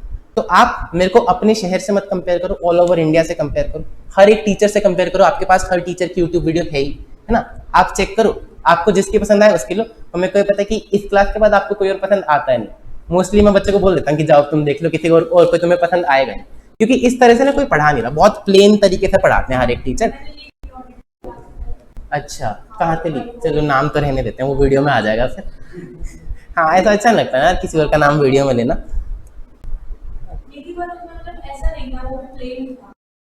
ऐसा अभी और कहीं भी नहीं है ऑल ओवर इंडिया, अभी और कहीं भी नहीं है ऐसा ऑल ओवर इंडिया। ये मैं ही पढ़ा रहा हूँ अभी सिर्फ, ये मैंने बहुत टाइम लगाया सब सोचने में, बनाने में। मैं रात को 2-2 बजे तक बैठ के सोच रहा था कि इसमें क्या कहानी फिट बैठेगी, क्या बना दूँ, तो ऐसे बना है। तो जीएसटी की, हाँ यार पता है, एक लो हो गया आपका, या फिर टैक्स में भी ना बहुत टीचर प्लेन पढ़ाते हैं, लेकिन कुछ कुछ टीचर बहुत अच्छा भी पढ़ाते हैं। तो law by nature itself is interesting, क्योंकि उसमें केस सिनेरियो से ही सब कुछ बना है। तो लो की क्लास आप कहीं भी लोगे ना, आपको वो इंटरेस्टिंग ही लगेगी। लेकिन ऑडिट ऐसा नहीं है। आप एक बार अपने सीनियर से पूछ के देखना, वो बोलते हैं फाइनल वाले बच्चे तो कि सर 3 साल ऑडिट करो, फिर आके ऑडिट में फेल हो। तो ये कैसी चीज है? तो इंटरेस्टिंग और हर एक चीज को प्रैक्टिकल लाइफ से जोड़कर। प्रैक्टिकल लाइफ में 2 तरह की होती है, एक तो जो हमने ऑफिस में देखी, अब मैं उसका बताऊंगा तो आप थोड़ा थोड़ा रिलेट कर पाओगे, क्योंकि आपने वो चीजें देखी नहीं है। अब मैं आपको पीओ पीआर और ये सब पूरी प्रोसेस एक्सप्लेन करूंगा आगे जाके, ठीक है? तो मेरे को पता है कि आपको समझ तो आ जाएगी, लेकिन आप उससे इतना रिलेट नहीं कर पाओगे। लेकिन अब जो मैंने आपको कहानी सुनाई कि अंबानी जी आए, उन्होंने आईपीओ निकाला, ये वो, अब आपको इसमें मजा भी आया और आपको पता है कि हाँ प्रैक्टिकल लाइफ की चीजें, इससे आप रिलेट भी कर पा रहे हो, ये आपको याद रहेंगी हमेशा। सही है जी, छुट्टी करें? ओके जी, bye bye, take care.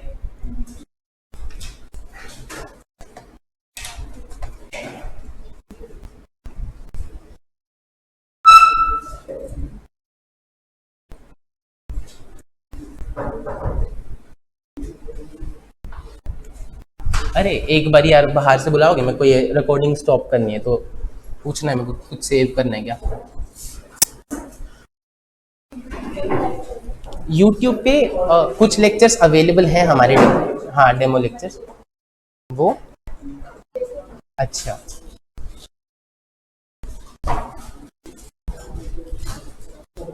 Sir ये रिकॉर्ड हो रही है अभी, यहाँ से बस एक्टिव सेशन